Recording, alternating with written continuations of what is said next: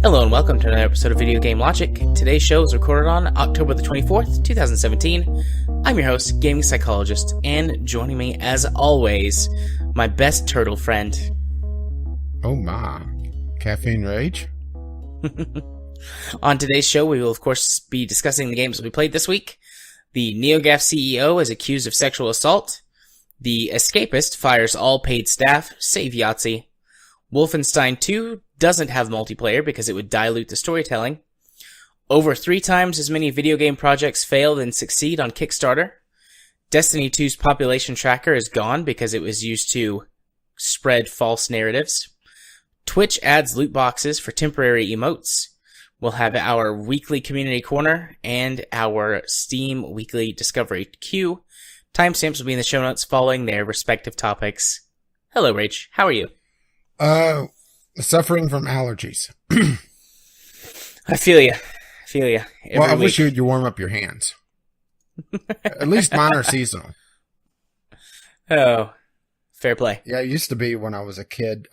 I would get almost flu-like in the spring and autumn for about a week each. And nowadays it's just a bit of a scratchy throat and, waking up feeling blah. But right. A little bit of coffee and a little bit of Benadryl. Right. Mine are especially bad in the spring. The fall can go either way. We've had so far a warm and wet fall. So there have been many things blooming past when they should be. So I've had worse allergies this fall than in the last couple of years. The climate is changing or something. One might think, but isn't that supposed to be a Chinese hoax? Yeah, let's check with the EPA on that.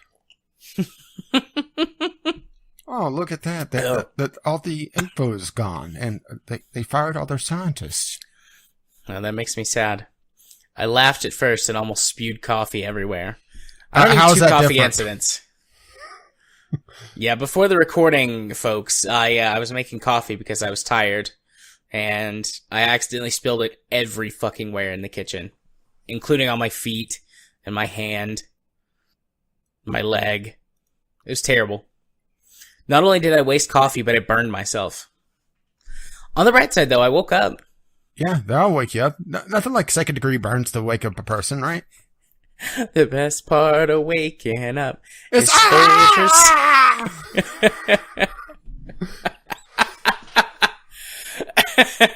That was probably way funnier than it should have been, but that was good. I can handle that. Not the coffee, obviously, but the jokes, or at least the goofs, or at least not the drinking of the coffee. Yeah, can handle the goofs though. Anyways, what were we doing? Podcasting. Yeah, that thing we tend to do every so often. That thing we do roughly once a week, most of the time. At least in theory. Was I talking to you the other night when I bought my new mug? Yes. Yes, okay, I was. It's when we were talking about one of our news topics, which this would be a great segue to that. Too bad I'm so shit at segues.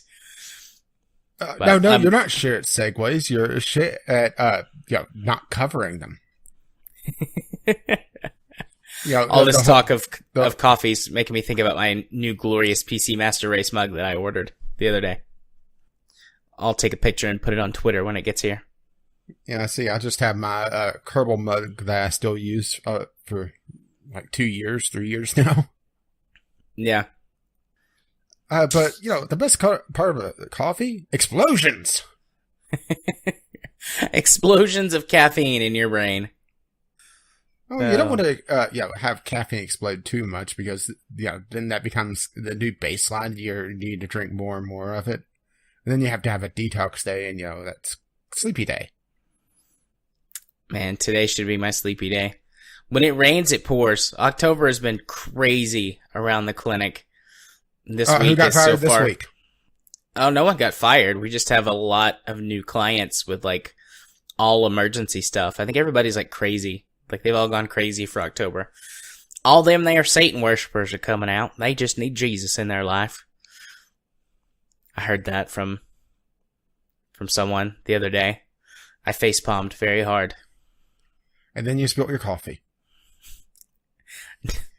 Yeah, that feeling passed forward all the way to tonight. That's what really caused me to spill my coffee. It was just the like ripple residual. effect. I just started thinking about that and I was like, oh shit. And I just spilled coffee everywhere. Seemed like the right thing to do at the time, but now I'm having second thoughts. Just like having this podcast in general. I never have second thoughts about this podcast. It's one of the highlights of my week. Boy, your week must really suck then.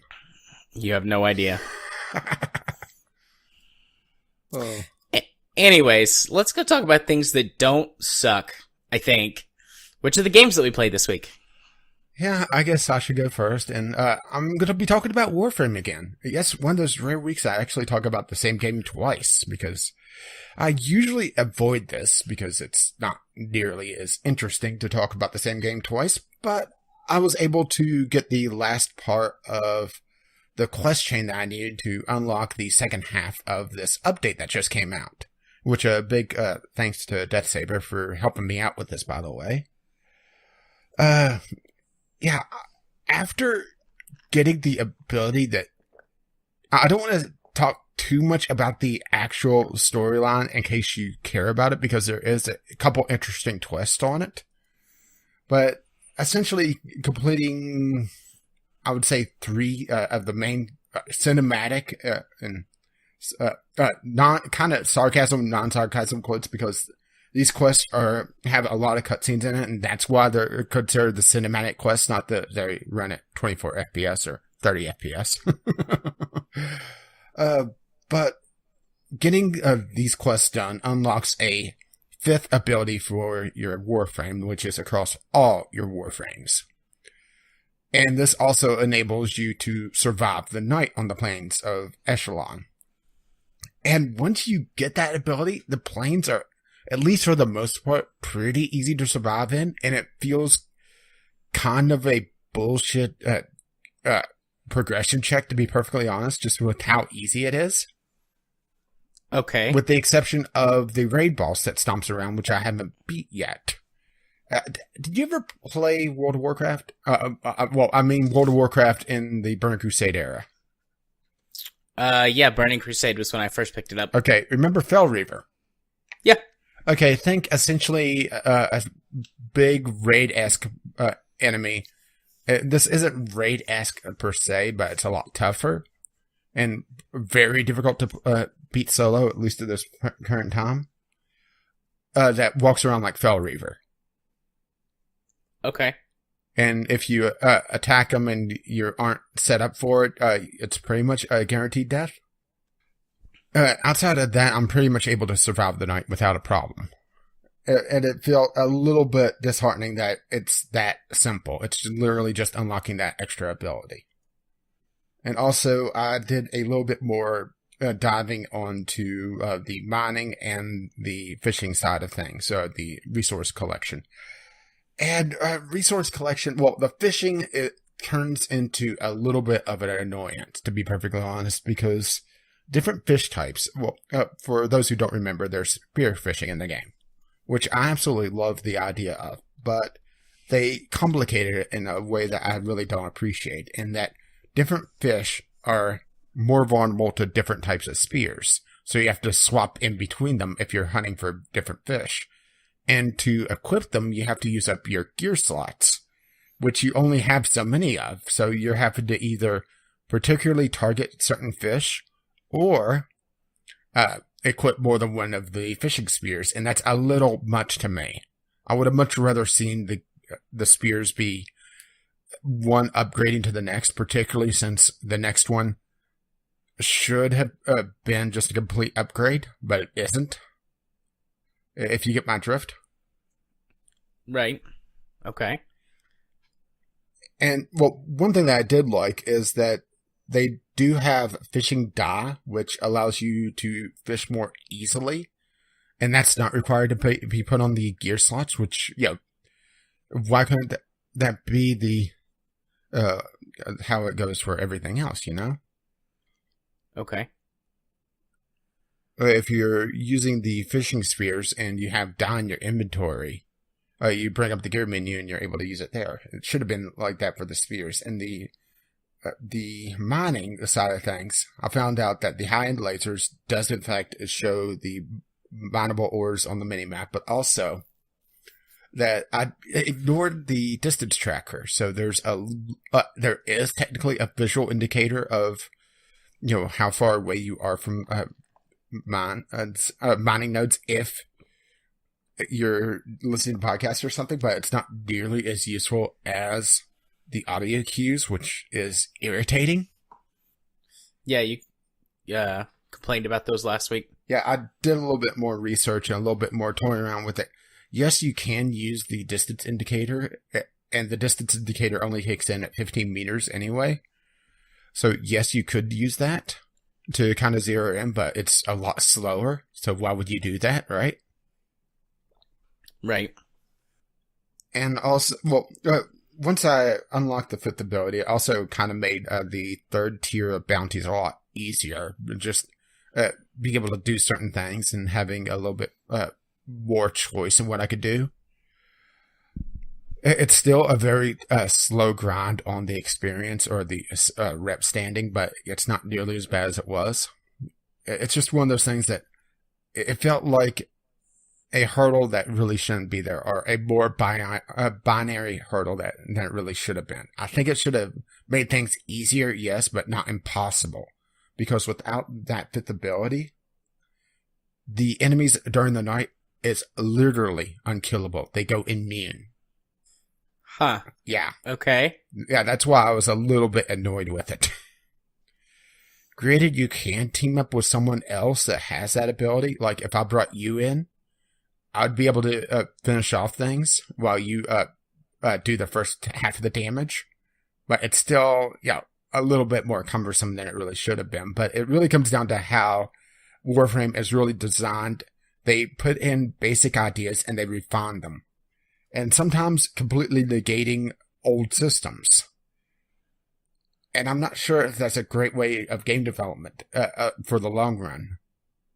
Granted, Warframe does have a very strong community, but I'm a little concerned about bringing in new players. If they keep refining things like this and making things a little bit more obtuse. Yeah. The new player experience for Warframe has got to be a nightmare, even before this. Yeah. There's just like 18,000 things that have piled on each other over the years. And all of the things are good, but when you come in and look at it for the first time, you're like, what the hell is this mess? Yeah, Warframe is one of those games that I watched Total Biscuit's video on it just to see what he was doing, and he didn't exactly show it off all that well because he brought in a lot weaker stuff than he really should have. Because he heard it was a new player area, then he chose higher level stuff to fight against because it's a variable level area. You're able to dictate the levels of enemies you're fighting by choosing various bounties. Or if you go into free roam, it's pretty low to mid level. So it's not that big a deal. But bounties will change the levels of things. But he was talking about just how going into it, it's a very real mess, and it's more of a wiki game, almost roguelite-esque, where you're having to look up a lot of systems. Because there's no really good tutorials. I think their next major update, for one, they need to streamline some things, and two, they need to redo their tutorial system. Because typically what games that do massive redos like this for various systems, because they completely changed one system from the last time I played. I didn't play much past when they changed the star map. So that's another system that they pretty much completely redone since I played a lot. They never really explain what is going on all that well. So they really need a new player experience improvement. And tutorials, lack of tutorials is a killer for games. I mean, let's just pick one almost at random. How about Lawbreakers? That's a game that could have done a lot better. But everything I've heard about that game talked about how cumbersome it was because they didn't explain a fucking thing. And for an arena shooter like that, people aren't going to go look up. For an RPG or MMO, depending on how you want to classify Warframe, people will have the patience to go look things up. But for arena shooters, you won't. So it's kind of running into the same problem, or could run into the same problem that Lawbreakers will, or had. Speak while I do that. Warframe may run into the same problem that Lawbreakers did, where their new player experience is literally non-existent. And it's only going to attract people that are going to try to sit down and figure things out.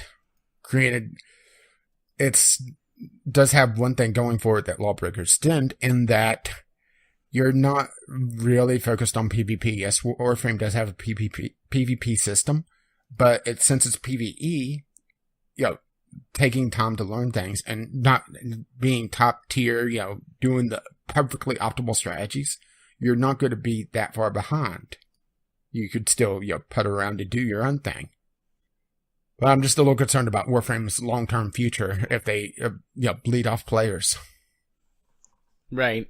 Because if they can't bring in new ones, or if they bring in new ones slower than they are losing them, then... I mean, I realize I'm talking about sustainable. I'm talking about bringing new players whenever they're the fourth place on Steam right now. But it's all about sustaining, not just your top tier. Your peak. Yeah, it's where that plateau ends up. Any questions? Any comments? So far, no. Are you awake over there? Do you need to get more coffee? Nope, I'm good. I'm already halfway through my cup of coffee. A bathroom break will be in order after the game section. Oh my. Well, I guess you only borrow coffee. Yeah, I don't have any questions right now. I still need to play it, but I just didn't get a chance this week. Yeah. Someone was Mr. Turtle yesterday. I needed my turtle time yesterday. My in-laws were here, for those of you who haven't paid attention on Twitter or whatever. And we spent all weekend working because they were willing to help us do house project and also play with our kid. So Katie and I were like, we have so much shit we can get done this weekend. So we worked all weekend and then hung out with them and did stuff, which is cool. I like my in-laws, but I was very tired and all socialed out yesterday. So, I mean, Monday nights I usually am pretty chill and just hang out by myself anyways, but I locked myself in the office and brought in drinks and snacks and just sat in here for like 6 hours yesterday. Wearing nothing but a pair of socks. Indeed. It was great. All right. Well, how about something that is completely unrelated to you? Foxyland.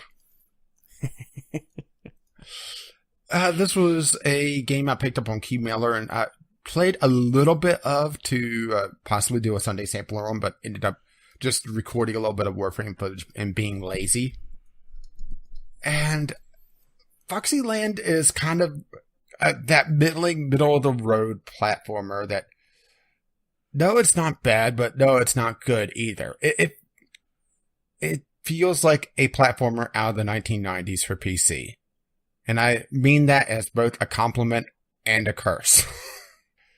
It's very, very stiff on its controls. It just feels ancient, but it still has, that kind of bullshit 3-star system going on that I'm not sure if this is a mobile port. I don't think it is.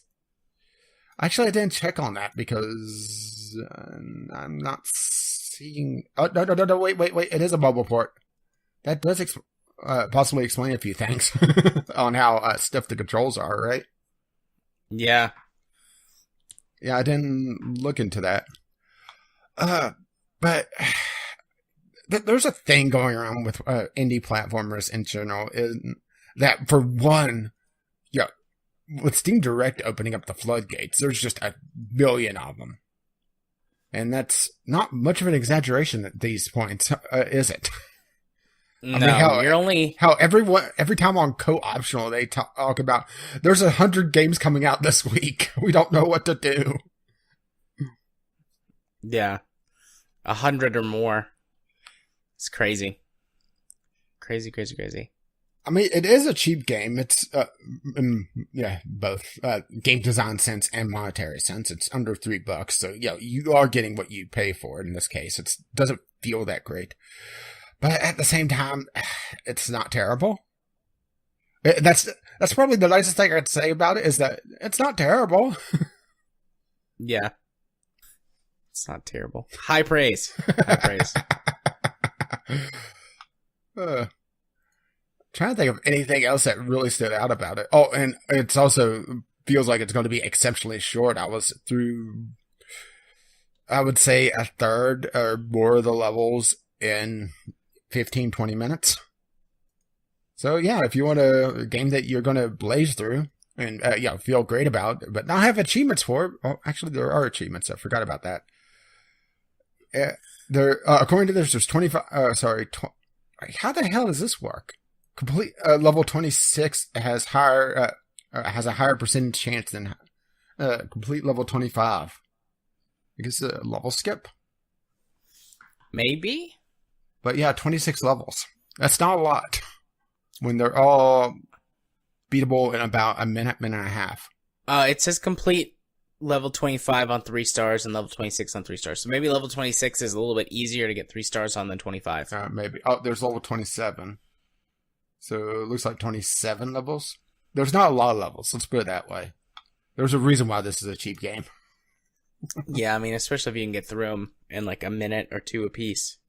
Yeah, and I will say this about Foxyland is that it has one of the most bullshit knockback vulnerability cycles I've ever seen in a platformer.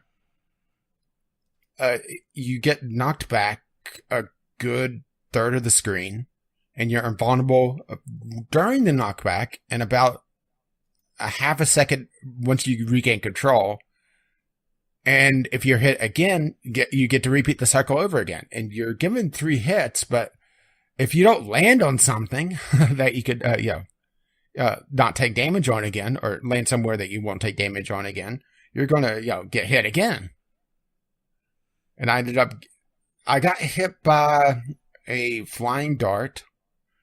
It knocked me back into a pit, got hit there, and once I was able to regain control again, I was able to double jump my way out of it, but it was a close thing, Yeah. It's very much bullshit fun mechanics. Alrighty. Alright, so how about something that isn't bullshit for my third game? Yay, no bullshit. Yeah, well, there is bullshit, but it's not as much bullshit. The Blackwell Unbound, the second game of the Blackwell. What is the term for a series that has 5 games in it? A series with 5. That'd be... No. I don't know. Because 3's a trilogy, 4's a quadrilogy. Pentilogy? 5. Penta? Maybe? Anyway, in the Blackwell series, I went back to this actually a couple weeks ago. I got a little over halfway through it, and I put it down because I was running out of time for the podcast. Didn't pick it up last week, so I finished it for this week.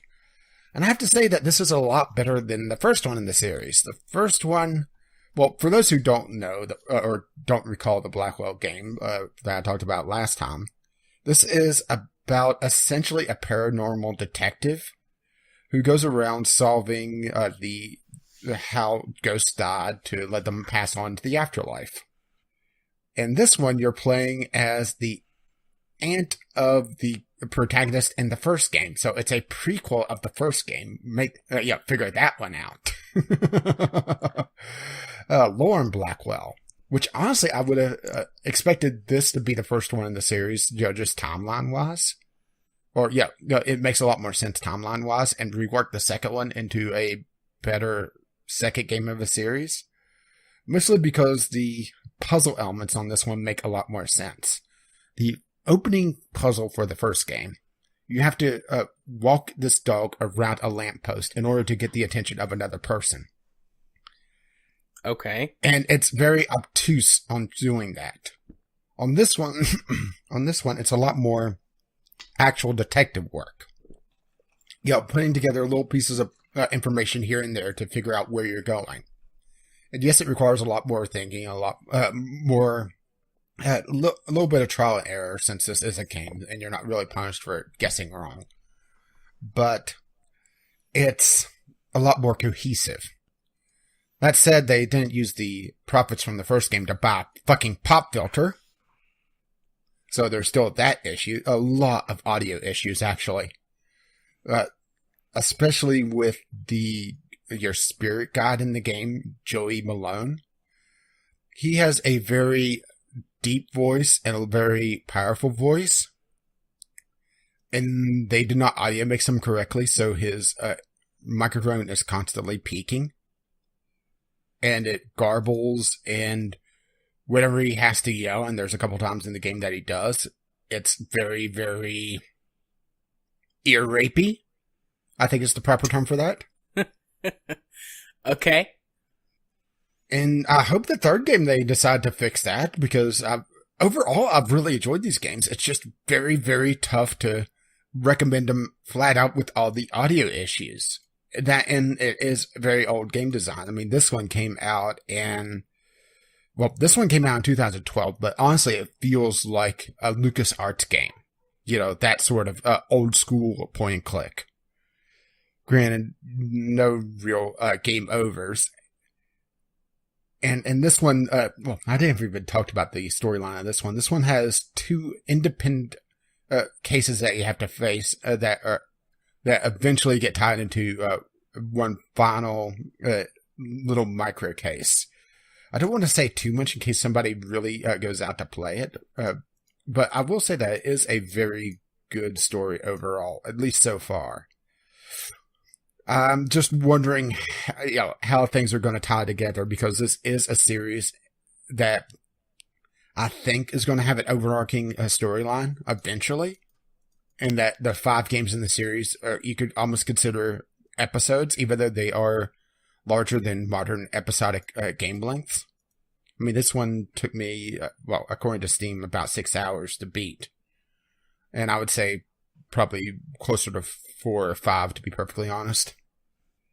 Overall, not too bad. If they could just fix the fucking audio issues. Oh, and I do have to give major props for the music in the game, because it is really good. There's a couple of sections that are musical based. I don't want to give too much more away than that. Very good music there. Just, why can't they buy a fucking pop filter? Because that's like $8 they don't want to spend on Amazon Rage. It's... Wow. I want to build a time machine just to go back and give them a fucking pop filter at this point. There. Well, that, It'll and be also all right. buy a few stocks and that sort of thing. Yeah, like quite a few stocks. And then, maybe do a little assassination. Or 2, or 10. Quite a few tragedies you could stop with a time machine. Yeah, but then you kind of run into the whole paradox thing. Nah, And fuck it. maybe there's a whole thing about that whole fixed point of time that Doctor Who keeps talking about. That's the reason why they can't go back and kill Hitler. Sure, they could shove him in the closet, but, Hitler supposedly was in the closet anyway. Touche. By the way, you were right with pentology. Oh, how about that? I was right. So good job. I looked it up. Okie dokie. Well, now it's my turn to do something than sit here and drink coffee and occasionally make a statement to move the conversation along. So I played. So you're getting me to shut the fuck up. Got it. So I played 2 games this week that weren't like ones that I've talked about previously. The first is Frisky Business. Oh my. Frisky Business is a cartoon booby light dating sim. Okay, I have to ask, since I did look novel. at this game whenever I saw you were playing it. Uh-huh. Did you run the uncensored patch? Absolutely. Why wouldn't I? Well, I had to make sure you were feeling okay. Yeah, I did both. Just to see how titillating it was without it. And I mean, it's So there were tits. Got it. there are definitely tits. There's a lot of out of proportion tits. In other words, Disproportionately large. tits that look like they got bee stings. Yeah, something like that. Giant watermelons with bee stings on them. Huge tracts of land. But, so yeah, if you just look at it, you go, oh, this looks like a booby visual novel. And you could totally play it that way, but there's actually a simple but interesting detective story hidden in this game. So the premise is that you are, Falco Frisk, a private investigator who, something happened to him and he got kicked off the police force. So you're saying that he's a private dick? Yes, he is a private dick. But he got kicked off the police force, so now he's putting his investigative skills to use, running a PI firm. You know, I'm not sure if I would trust a policeman named Frisk. They make a couple of really bad jokes in there about his name being Frisk.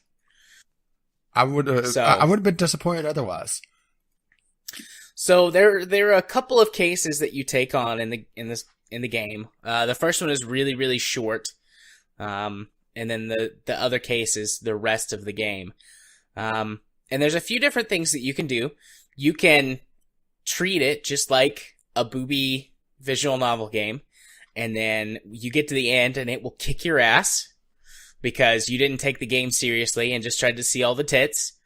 Or you can treat it seriously and play it like a real game, and it's got a little investigation in there, and you can do some evidencing and some CSI type shit, as the game puts it. Also, not actual signs or crime scene investigation, CSI shit. Yeah. That's like one of the things that you can do. It's like, what do you want to do today? And it's like, you can text this person or call that person or go see whoever. And it's like, go to the office and do CSI shit. So, but if you do that, if you do your CSI shit and you treat the case seriously, you can solve the case, and not get your ass kicked. So it's really short. I played through it, twice. The first time it took me an hour.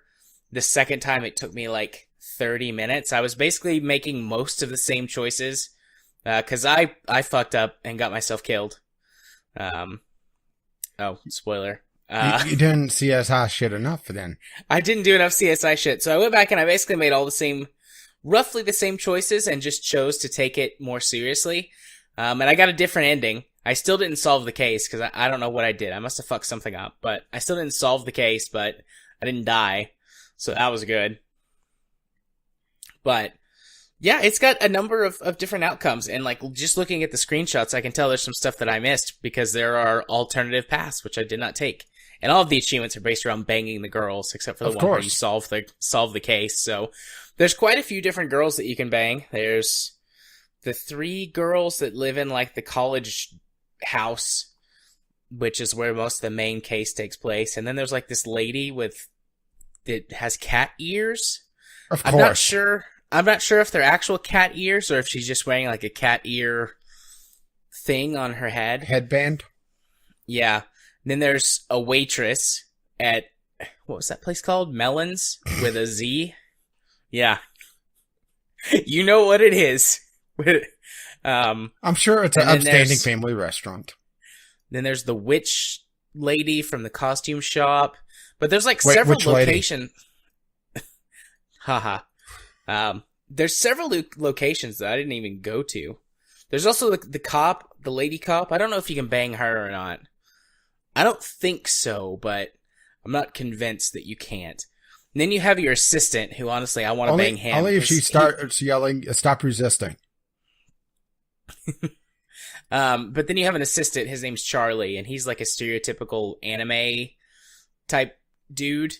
Like looks more like one visually and dresses like one, and he's like super smart and awkward around girls. Mm-hmm. But yeah, you can treat him and a couple of other characters that are with you throughout the entire story.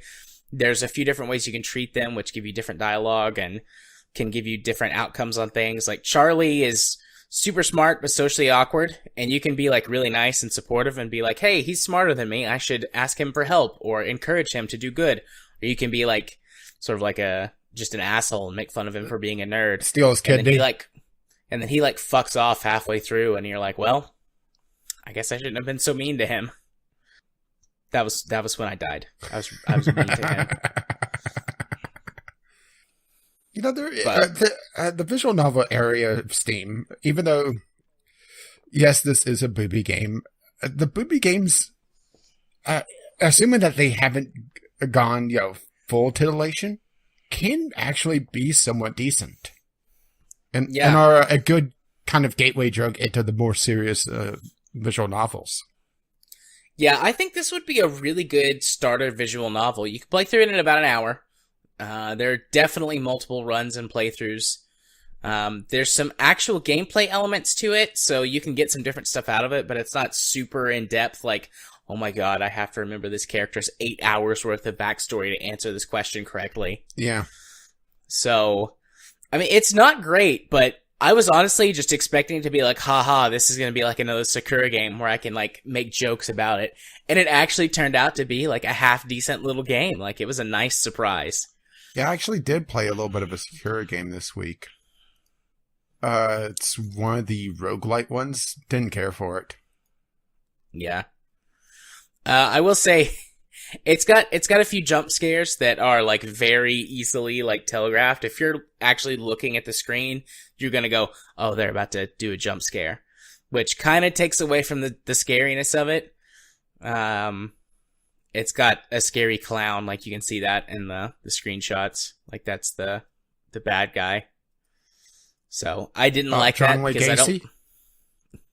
Yeah, I didn't like that because I don't like clowns, as you all know. But it was very much telegraphing the jump scares, so I wasn't quite so put off by that.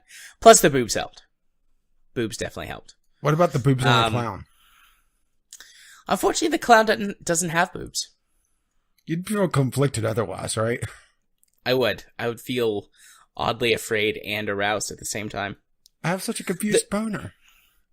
The art for this game is actually pretty fantastic, particularly the backgrounds. There's a lot of detail in those backgrounds that can give you clues for certain scenes about what's going to happen. I was really impressed. The art style for this game overall is good. I'm not sure what I think about the actual character sprites, because they are very flat, it feels like. Yeah. For the most part. I like that. I'm talking about how they're flat, and then suddenly I get the screenshot of the blonde and the blue bikini. For the most part, click. That's not flat. Definitely not flat. But you know what I mean? There's a fair amount of distinction between them, between the different parts of the body, but at the same time, it feels a little cartoony, which is kind of the point, I guess. But it doesn't feel like it's the same art style as the background. I think that's what I'm trying to get at. Yeah, it's different. The backgrounds are certainly better. If you want to take a look at the screenshot of the the clown amusement park deal. Yeah, I was looking at that just now. There's actually several different ones of this background as you play through this scene, and you can see the guy creeping up behind you in the scenery as the background changes, subtly between scenes. Mm-hmm. So there's some pretty, you can't see it in this one, but he shows up first in the doorway, underneath where it says Clown's Kingdom. And then he shows up in I don't know what that thing is to the left of Clown's Kingdom with the witch thing on top. It says Clown something, but whatever. He moves around as the scene transitions. So that's, just nice little details like that you would expect out of maybe a higher quality game, but not something that costs, $5 on Steam. That's definitely not bad. Yeah. So I was surprised. I've got to beat it. I still haven't beat it. Yeah, like I said, that's probably the big thing is that, the sprites kind of pop out a little much. Yeah. It's like they have two different artists. They might. They're already talking about making a sequel to this game or another game like it, so. Especially if they're cheap. Like, this feels kind of like, It's in the sweet spot of pricing, I think. I don't Yeah, think well, it would make a lot more sense if it was a lot higher price. Yeah, I was gonna say this feels a lot like your cheap, your cheap novel, like your sort of trashy romance novel or sci-fi novel or something like that you pick up like in the bargain bin or in the cheap section on Amazon, and you read it and you're like, wow, the person who writes this, if they keep their career going, are gonna be like huge one day.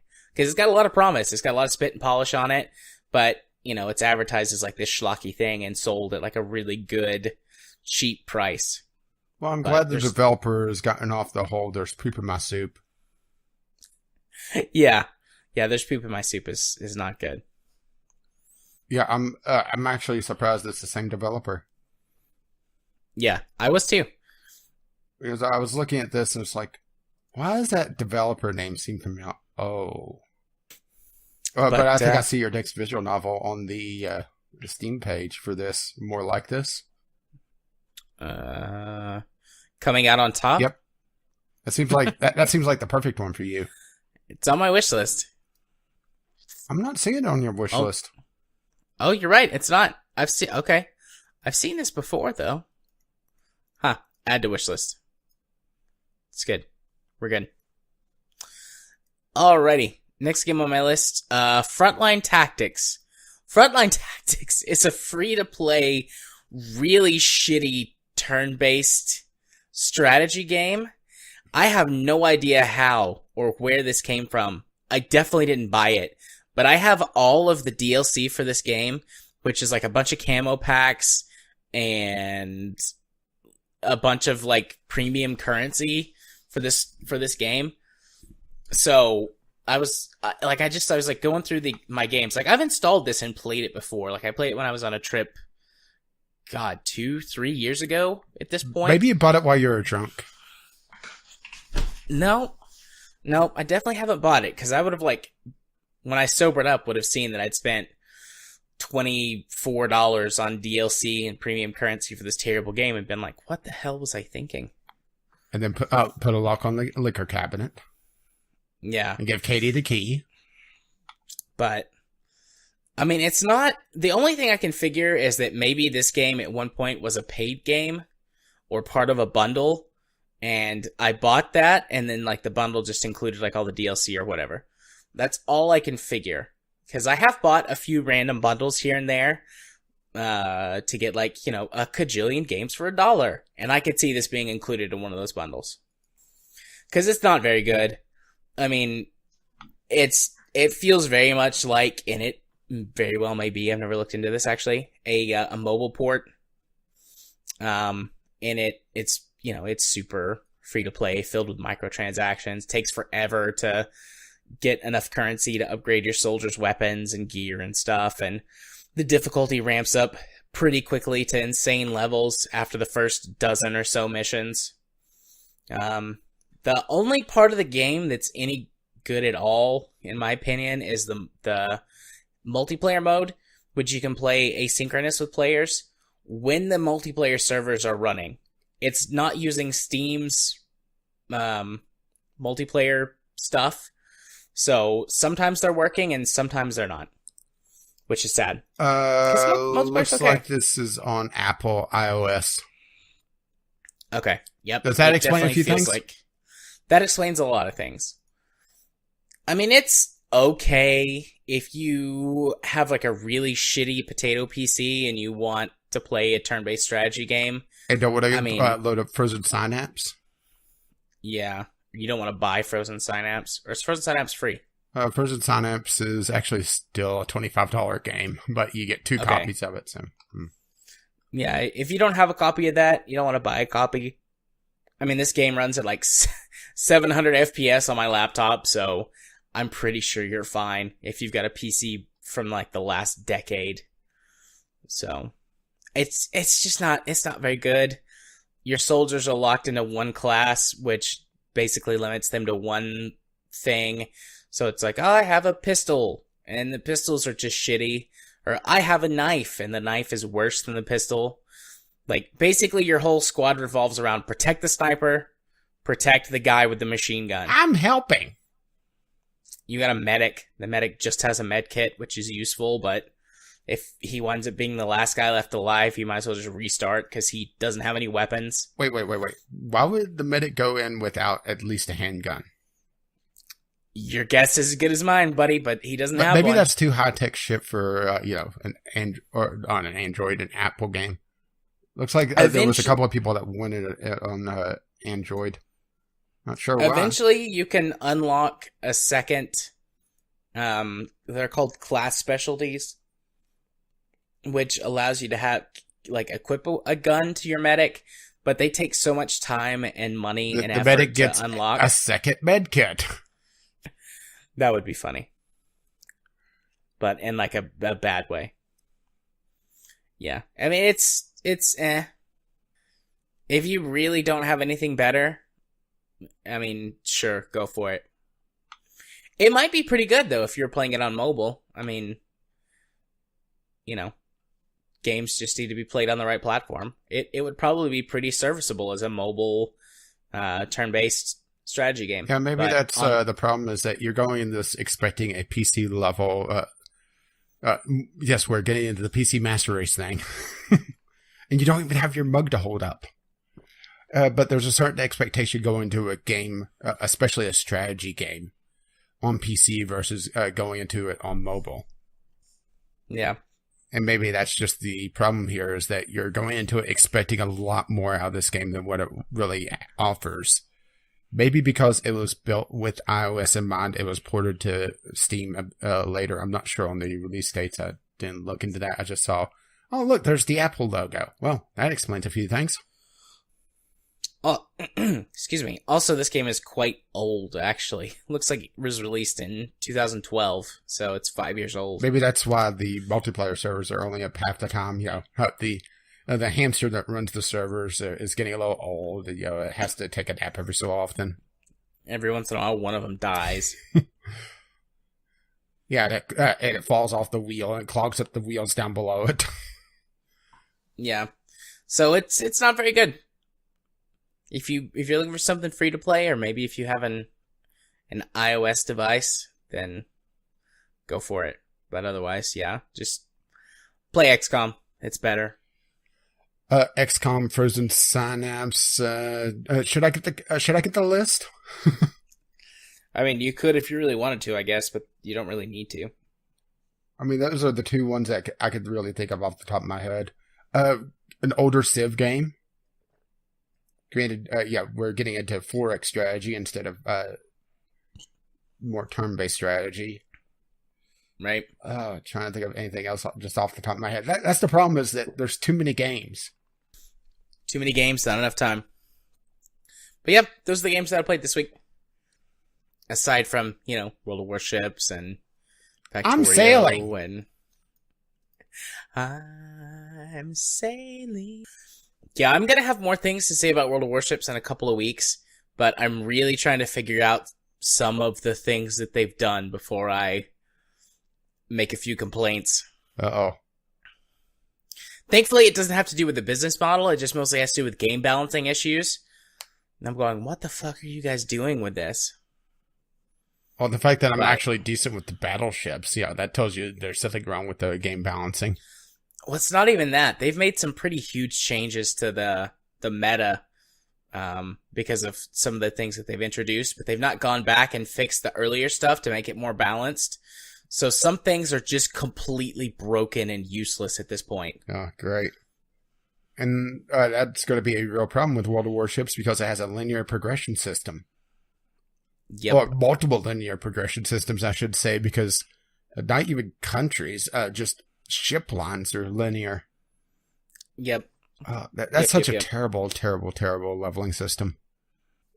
Also, their matchmaking is broken at Tier 5. Oh, great. Tier 2, 3, 4, peachy. Tier 6, fine. Tier 5, what the fuck are you thinking? What, they keep getting Tier 7 ships? Yeah. Yeah, I get put with tier 7 ships all the time. Because I've got 3 tier 5 ships from the British and French line. And I get matched with tier 7 ships all the time. Yeah, and there's quite the power jump from one tier to the next, let alone 2 tiers. Yeah.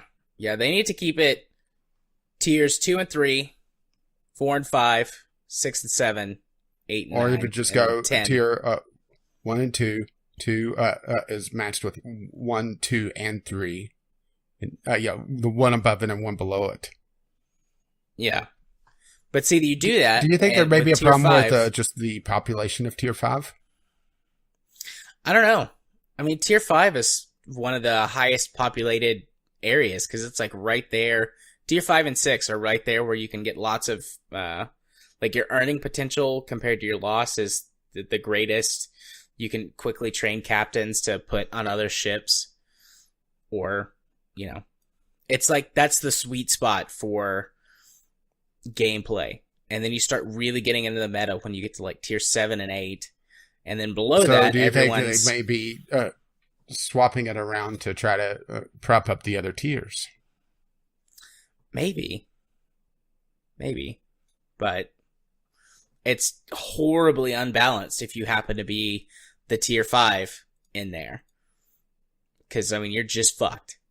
Well, that encourages you to buy more doubloons to be able to convert your free XP into the free XP pool to be able to bypass it. See? Perfect. Yeah, I got a shitload of free XP without having to spend any of my doubloons. I got an XP crate, and then one of the missions that I did gave me a good chunk of free XP. I got like 60,000 free XP yesterday when I was playing. Wow. So I skipped a whole tier for the British cruisers because I don't like the British cruiser. They don't have high explosive shells, and I don't know why. Too busy. It requires too much room. They rather have that extra crate of tea. I guess.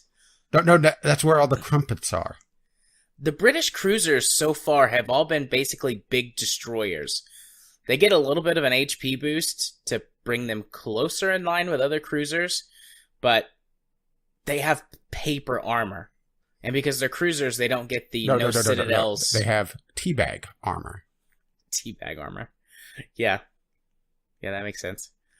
But I don't know. I don't like them. They're terrible.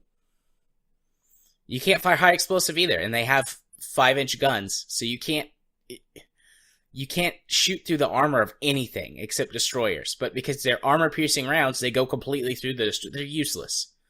And the torpedoes range is too short. I don't understand the British cruisers. British battleships are amazing. They're like the new king of battleships at lower tiers.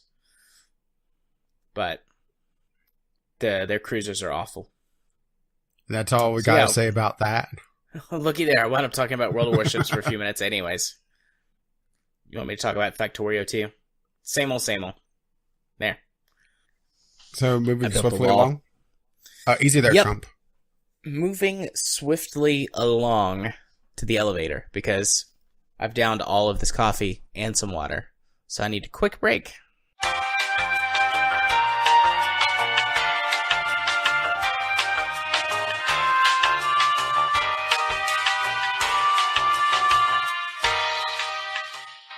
And we're back, and moving on to our first news topic of the day. NeoGAF's CEO is accused of sexual assault. Well, their owner, not it may be different. So just want to be perfectly clear on that one. Oh, I said when I said CEO earlier, you said yeah. Well, why do you listen to me? I don't know. That's a good question. Why do I listen to you? This has been just a real clusterfuck of an article, to be perfectly honest. Well, I should say news story, because NeoGAF actually shut down for ages. For, what was it, 2 or 3 days? Following this, and before that, all their mod team was heavily trying to suppress this story on their forums. Well, I guess we should say what NeoGAF actually is first, shouldn't we? That's probably a good idea. How about that? Having a good idea for once. UGAF is essentially one of the leading message boards in the gaming industry, where there's a lot of both industry insiders and fans coming together to talk about video games. And they've been pushing a lot heavier on, I guess I should say, the liberal side of political arguments. I think that's a fair way to say it. Yeah, I think so. To the sort of the extreme end of things. And I have to say, a lot of what I'm going to say is not me personally visiting there, because I avoided NeoGAF because of some of the horror stories of just people being outright banned for not even being dicks, but just, having minor disagreements or not falling into the echo chamber, I guess would be the proper way to describe NeoGAF's views of things. So to see this come out is not surprising, but at the same time, can we go with the ironic? Yeah, I think so, since they do seem to have a much more liberal agenda, social justice warrior presentation. If not full-blown SJW, close to it. Yeah. So I think irony fits. Yeah, I really should say that SJWs, that's something that we're probably going to talk about before too long as a general topic, because they're an extreme for a lot of things that I kind of agree with, but damn, did they go too far? Yeah. I never really went to NeoGAF all that much. Me either. This is more looking outside at the dumpster fire, to be perfectly honest. Yeah. This is, I was going to say not to get too far away from gaming, but we do that all the time. It just feels like whenever these sorts of things happen, they come in like big groups, because there was the whole Weinstein deal, and they're back on it again with Trump's sexual assaults, and now here we are with this one, and there's probably some others that I don't know about or I think it actually does come in waves, just that, people that have these grievances, true or not, I have no idea. I'm not saying that this is false. I'm not saying this is true. I honestly don't know. But there's been allegations in the past with this guy as well. So that's been suppressed by a lot of the more liberal side of the gaming culture. Polygon. Sorry. Had a little bit of something in my throat there. But it's just a really slimy thing overall. And the reason why we see this in waves really is, seeing people feel more empowered to call out things that happen to them because they aren't alone in it. They see themselves as not alone whenever they see stuff about Weinstein, for example, or seeing people stand up against Trump, to use the two examples that you said.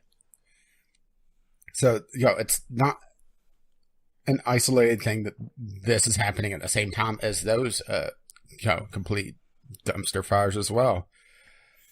Yeah, that's true. That's very true. But they're handling this not all that well, I mean, perfectly honestly. No. That was the owner who made that forum post, right? Or that statement? Or was that one of the mods? No, that is the owner.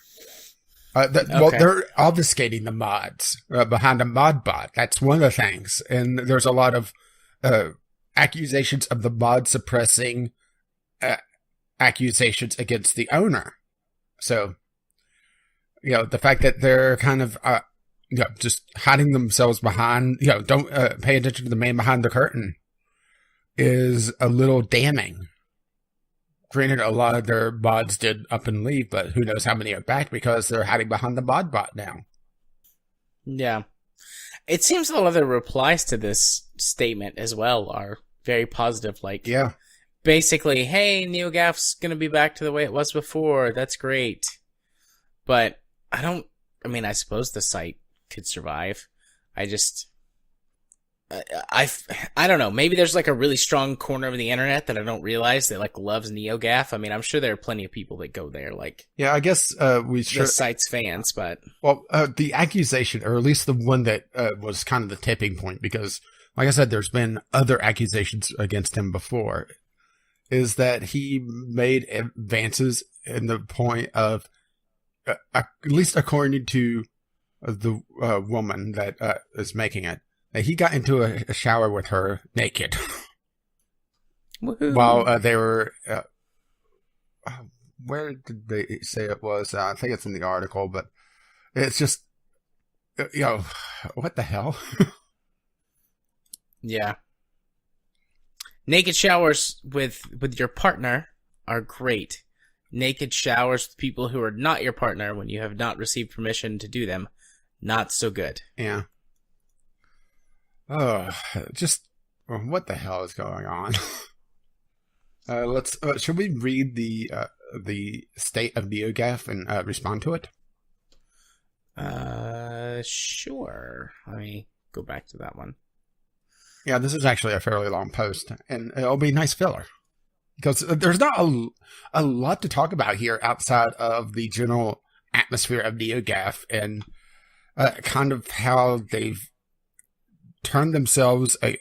It's one of those things that they've turned themselves into an us versus them, with themselves feeling like they're on the right side of things all the time. And I think that may be why there's this entire thread of just, woohoo, NeoGAF's back online. Yeah. It'd be great if you dive deeper into this thread, you start seeing, people starting to not be all that happy, or, seeing them pointing out, but. Yeah. So do you want me to read it, or do you want to read a bit of it and I'll take over? Okay, it says, hi, an allegation of sexual... Hi. Hi. An allegation of sexual misconduct has been made against me by an ex. It's not true. The individual making this accusation isn't credible. The story doesn't reconcile logically with the facts, and there's plenty of evidence and witnesses to corroborate that. It will be a process. All allegations of nature are serious, of course. I first got word of it on Wednesday when a screenshot of a Facebook post was handed to Vote, V-O-A-T. Yeah, that's essentially a alternate Reddit. I immediately talked with my mod team about the content of the screenshot and clarified that it was baseless, and explained some of the details concerning my former association with her, and tried to ensure any concerns from the team were addressed fully and transparently to everyone's satisfaction. On Thursday, I heard that she had deleted the accusation from Facebook and wasn't entirely sure how to proceed from there or how this would play out in the public space at that point. Then Friday morning, the screenshot made its way to NeoGAF and chaos ensued. I was in the process of writing a statement that entire day to address formally what?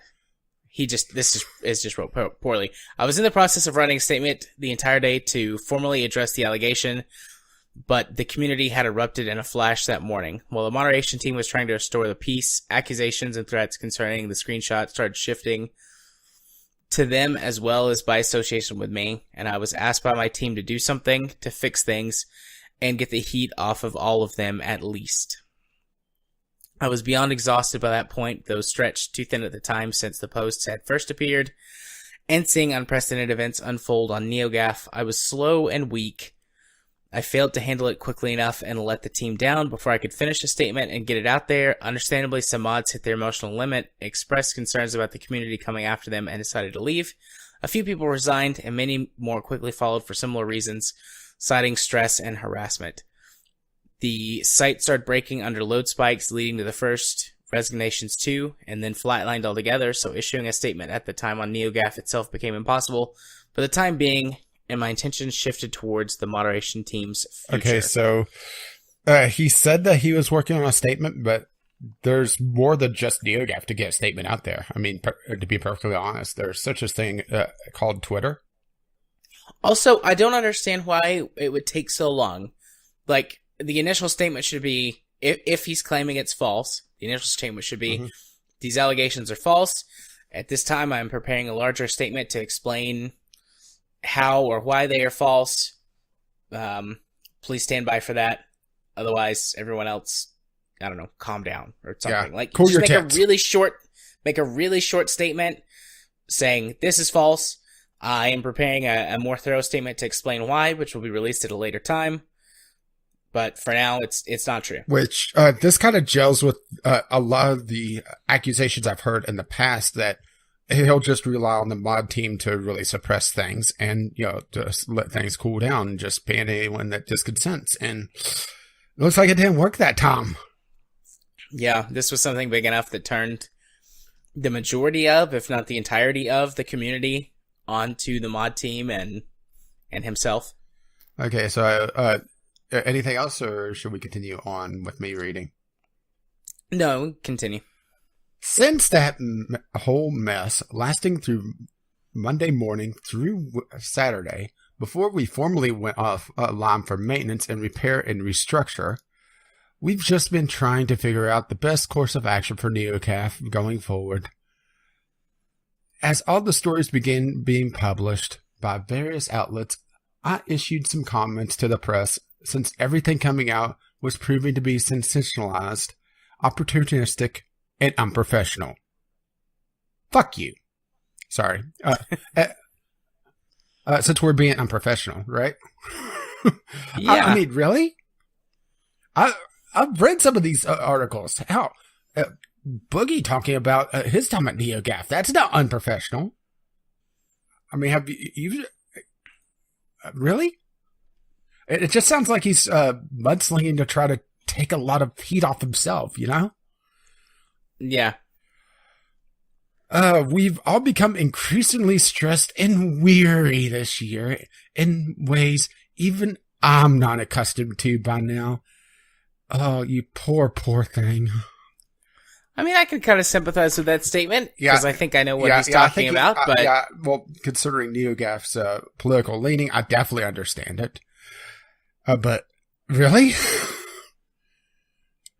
In discussions on heated news, political issues, and social issues on off-topic site of such, on the off-topic side of the site has become such areas that no one is willing to moderate in the open for fear of backlash or general exposure to the inevitable toxicity. I've gone in there myself to take such a heat since it's very much my responsibility to do so before anyone else's.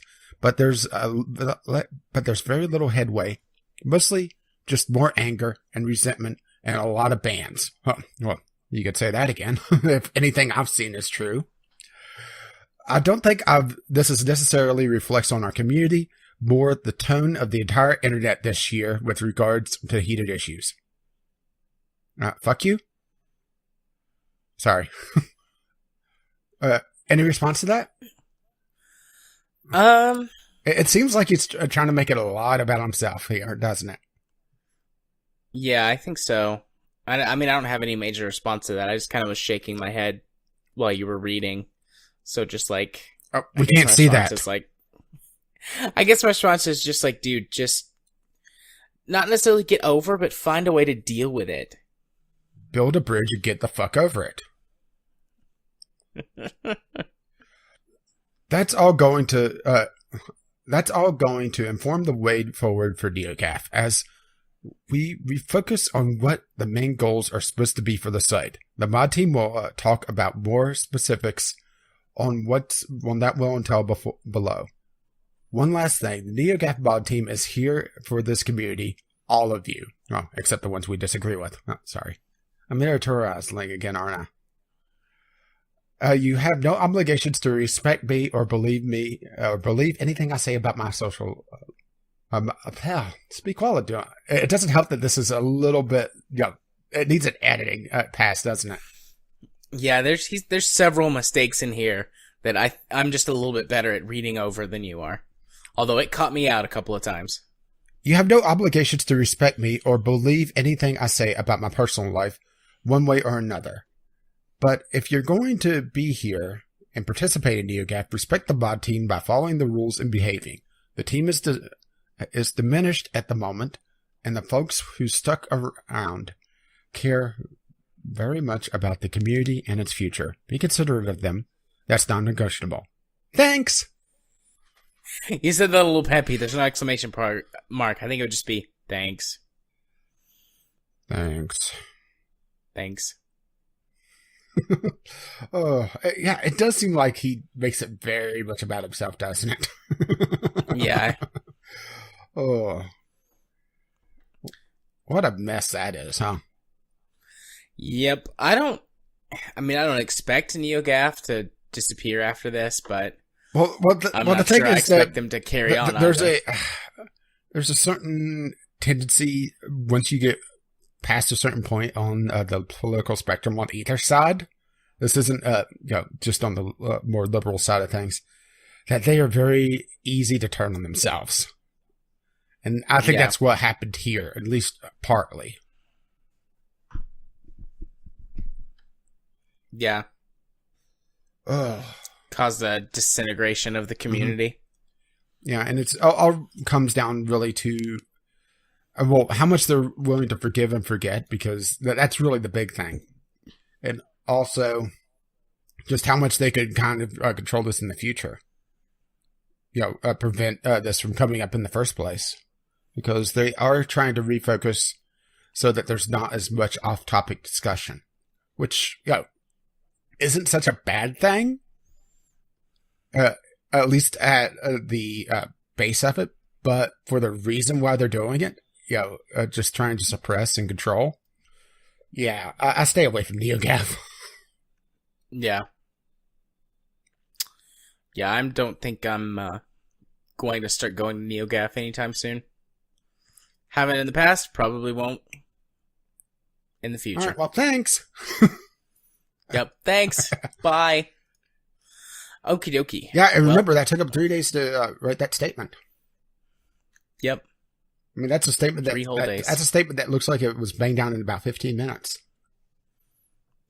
Yeah, 5 even. Well, with all the grammatical issues and spelling errors. And I am not good at grammar. I am poor at sentence structure, particularly when it's written. That's poor, P-O-U-R. But there are many, many errors in there that I would have noticed. Yeah, there's some just things that kind of trip me up. Mostly the words. Yep. Okie dokie. Well, are you ready to move on to our other website having issues? Yeah, how about the other side of the political coin? Yeah, the Escapist fires most of its paid staff, save for Yahtzee. Why are you trying to save Yahtzee? He still has a job. That's true. That is true. Yeah, they're going volunteer basis, which, good luck. You'll need it. The Escapist is a site that, well, both of us used to go to. Yeah. But I don't anymore. Some of my favorite, what are now YouTubers and things, came from The Escapist, like Jim Sterling, Movie Bob. Although Movie Bob is a lot less relevant, he just never got as big as the other ones. Plus, he has a tendency to... Well, he was kind of heavy. He still is. Plus, he has a tendency to get in trouble for being a bit... dumbass? Overly liberal, a bit overly stupid with his liberalism. Sometimes he makes some good points.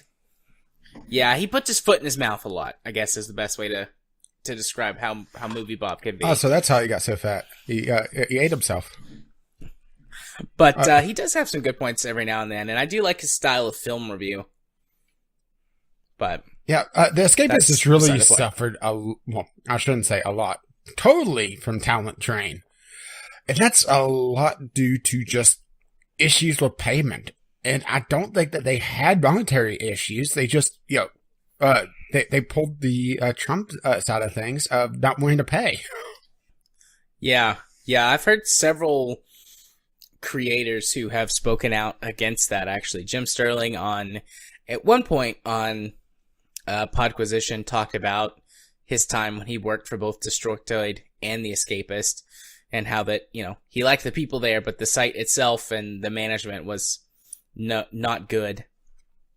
And I think it was Conrad Zimmerman. I think he used to do some stuff for The Escapist too. and he left because the same reason, like they weren't paying him. Extra credits left for that same reason. Yep, extra credits is another big one that I really like and used to watch on The Escapist. Yeah, going back to listen to him now, because I've not watched him in ages, how they do the autotune on his voice is a little grating. Yeah. I kind of like it. I don't know. I'm subscribed to their YouTube channel. Yeah, I'm not sure if I still am or not. It's just, they have a lot of good points. It's just, after not listening to it for a while, I go back and listen to it. It's like, oh, dear God. Yeah. Did anybody else come from The Escapist that we're familiar with? They had a lot of web artists for a while, doing different web comics. Hell, if you go to The Escapist, which if you do, that's actually probably the first time that they've had traffic in a while. They used to have a pretty full lineup of both video and text content. And now their weekly content schedule is all Yahtzee all the time. Pretty much. Pretty much it is. Because he runs their Twitch stream as well. Yeah. I back in the day, I submitted a few articles and game reviews to The Escapist trying to pick up some freelance work. Yeah, but I never had anything get through. Yeah, I never attempted it. I considered it at one point, but just figured, no. And it seems like, didn't really miss much there. Yeah. Which, the Escapist really went sort of the opposite way that the NeoGAF did, which it's kind of funny that both of these sites are having trouble on the same week. Because Escapist really kept themselves open to the Gamergate discussion, which is kind of where it pushed NeoGAF further to the left. It pushed the Escapist further to the right of the political spectrum. Because they were able to have that open discussion.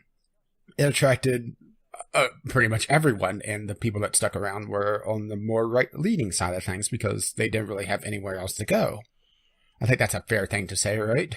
Especially with how the internet is right now. Yeah. Fair assessment. And they just had issues paying their content creators to the point where, let's see, their news feed is all satire stuff. Which, honestly, well, let's put it this way. Click video games at the top. Their last articles is talking about the upcoming Hearthstone expansion. Which came out, last month? This article is dated May 16th. Oh. So it's not even the expansion you're thinking of. So it's the last expansion. Yeah, this is on Goro Crater, the Lich King. So yeah, that tells you how long they've been having issues. And they used to have some pretty decent articles. And they just suffered that talent drain where they just didn't want to pay their content creators. That, and they also had kind of the tendency to really kick anyone that was kind of dissenting after a while. And that's when I stopped frequenting the forums. Granted, I didn't really post all that much. It's just I was seeing, why did that guy get banned for that? One too many times.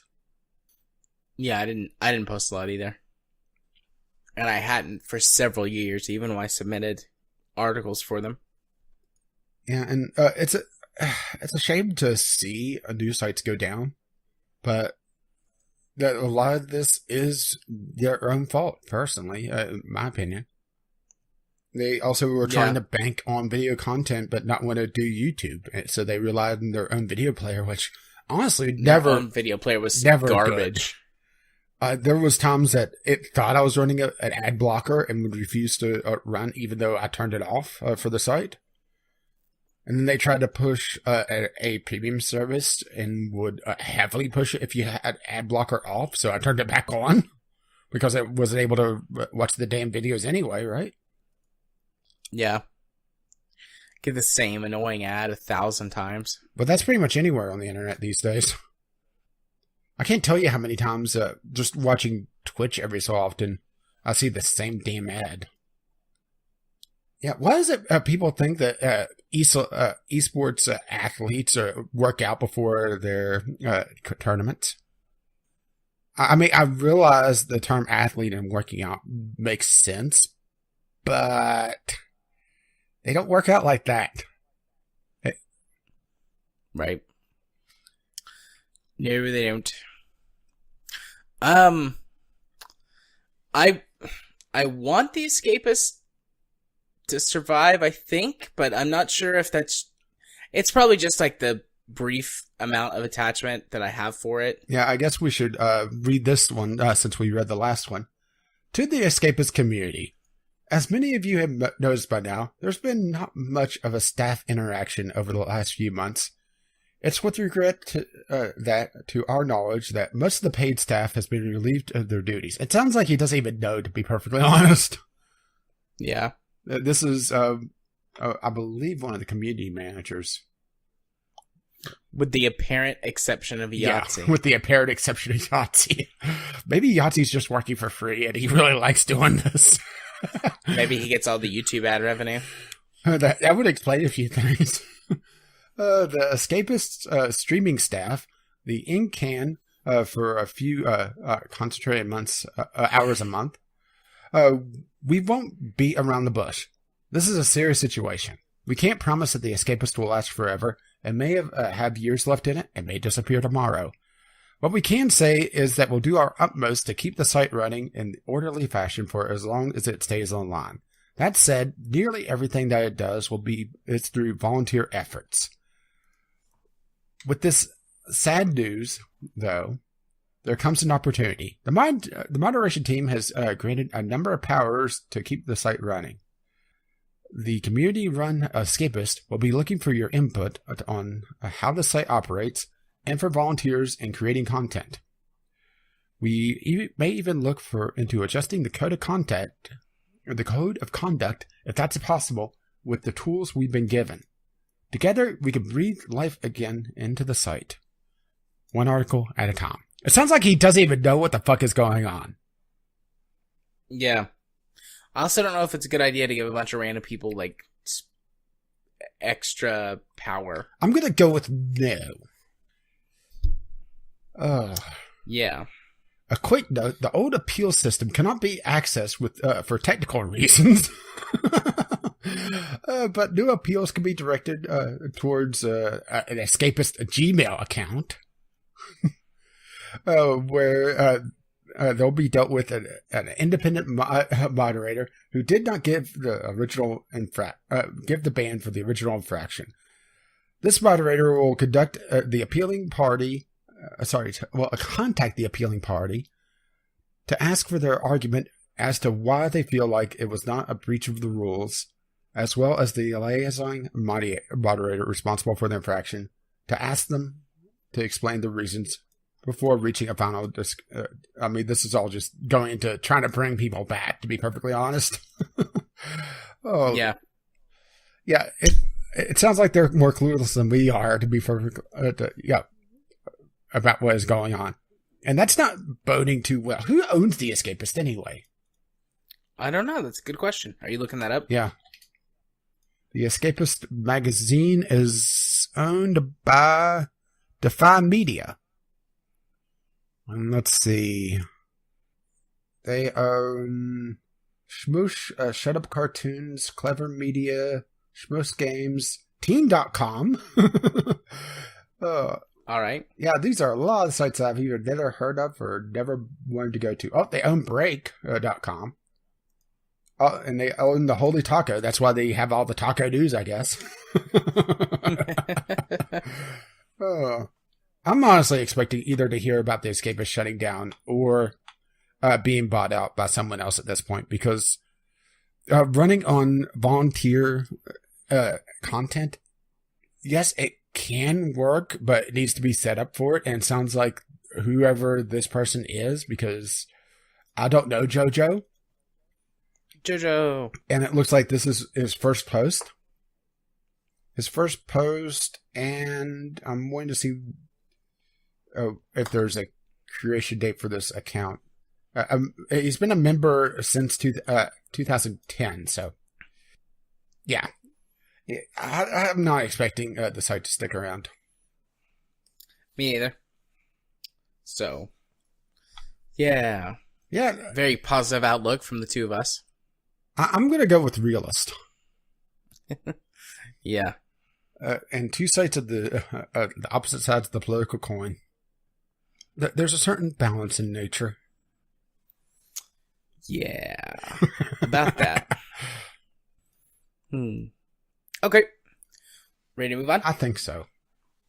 Okie dokie. Our next news article, Wolfenstein 2 doesn't have multiplayer because it would dilute the storytelling. Yeah, a bold statement.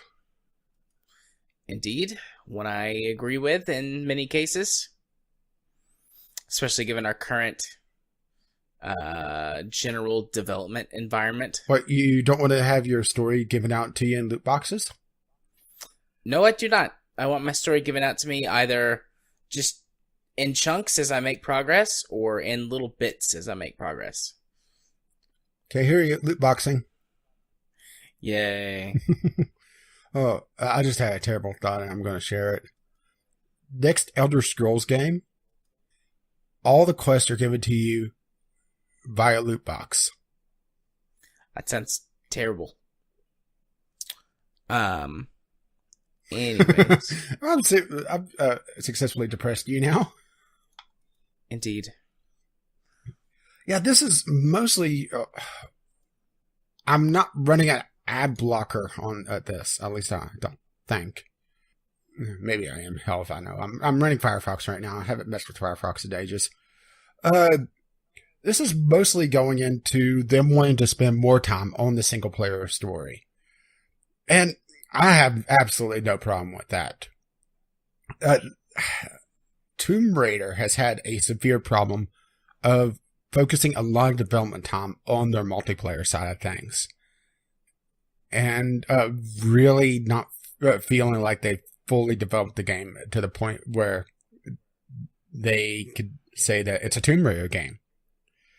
And we've seen that same thing happening time and time again. Hell, look at the Mass Effect series. It's focused so much on multiplayer now, right? Yeah, it's like horde-based multiplayer. Although even in Andromeda, it's very much something that you don't have to do.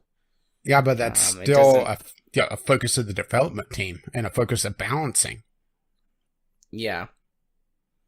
No, that's fair. And I'm just wondering if we're going to see single player only stories slowly die off as multiplayer is the bigger cash cow. It's the more long-term cash cow. I don't think so. Maybe amongst certain AAA developers. AAA? But AAA. But the developers in the AA and the indie scene, I feel like those are still thriving the fact markets that you did that on the AA. Did I really do it? Oh, okay. But you derailed me. I lost my train of thought. You're welcome. Whatever. Doesn't matter. As it goes from the AA to the single A indie side of things, I think indie games will be more or have more of a focus on single player stories, but mostly because an indie game running multiplayer only or multiplayer focus is mostly a death sentence for that game. Yeah. Because, I mean, they just don't have the marketing budget and the way to get it out there, so the game goes up, and maybe if they're lucky, they get a very small player base, like enough to sustain it for a while. Get things going. Yeah, but then once they move on, it goes back to zilch. Yeah, I've got so many multiplayer-only indie games in my library that are either dead or on life support that it is just sad to go through my library. There's several that I would love to go back and play again. It's just there's not... either the matchmaking's been taken offline completely and there's no LAN mode, so it can't even get around that, or just other services that it used, like... indie games that are multiplayer only, I think is just such a trap that many developers fall into. And as as the AA and AAA areas, well, the rare AA focuses more on a multiplayer experience or games as service experience, which is, an even more damning term. Yeah. That was last week we talked about the Bistro being shut down, and they were putting the Star Wars game that they were working on, the single player one, on indefinite hold. Yeah, to just rework it. Essentially, they want it to be, whatever they could get the most money out of. And yes, I realize these are businesses. They have to make money. They're not in it for the art, or at least the major developers, the major publishers. But you still have to try to appease a customer base. Right. And outside of the wheels, do people really feel that positively about loot boxes? Feel that positively about just having DLC after DLC after DLC? Yeah, I don't think so. I mean, people seem to handle DLCs okay. I mean, there was a lot of controversy when they first became a thing, a decade or so ago. Which is why loot boxes scare the hell out of me. Yeah, but loot boxes have received a kind of pushback that I don't think I've seen in any other of these developments whenever they happen. Like, when loot boxes first were introduced, there was some pushback, but this has just been overwhelming. Especially as it goes into the more the as single-player side of things. Yeah. But, I mean, back to... single player games do make money, and I mean a Star Wars single player game would make a shit ton of money, but it won't make all of the money in their eyes. So they're sacrificing less but still profits for a short-term gain that's probably, unless something, government intervention at this point or something, then in the end, it's going to be more of a long-term loss for companies focusing on this stuff. Yeah, they view it as, if they make it single-player only with, just story DLC, no loot boxes, no cosmetic DLC, they view it as money left on the table.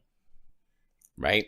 And it makes no sense to them to leave something behind because, they need to make a profit. Especially as game development just pushes higher and higher budgets with higher and higher and more absurd marketing campaigns. They have to make a lot more money back in order to fund it all.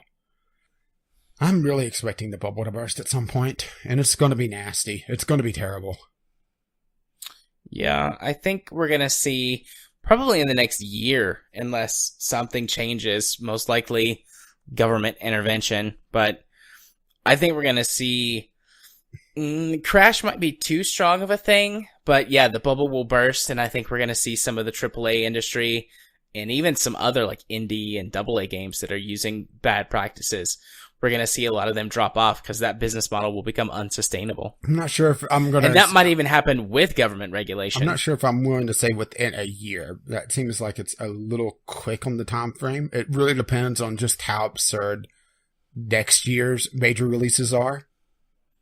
Yeah. That's going to be the main defining point. How bad the spring releases are and how bad the fall releases are.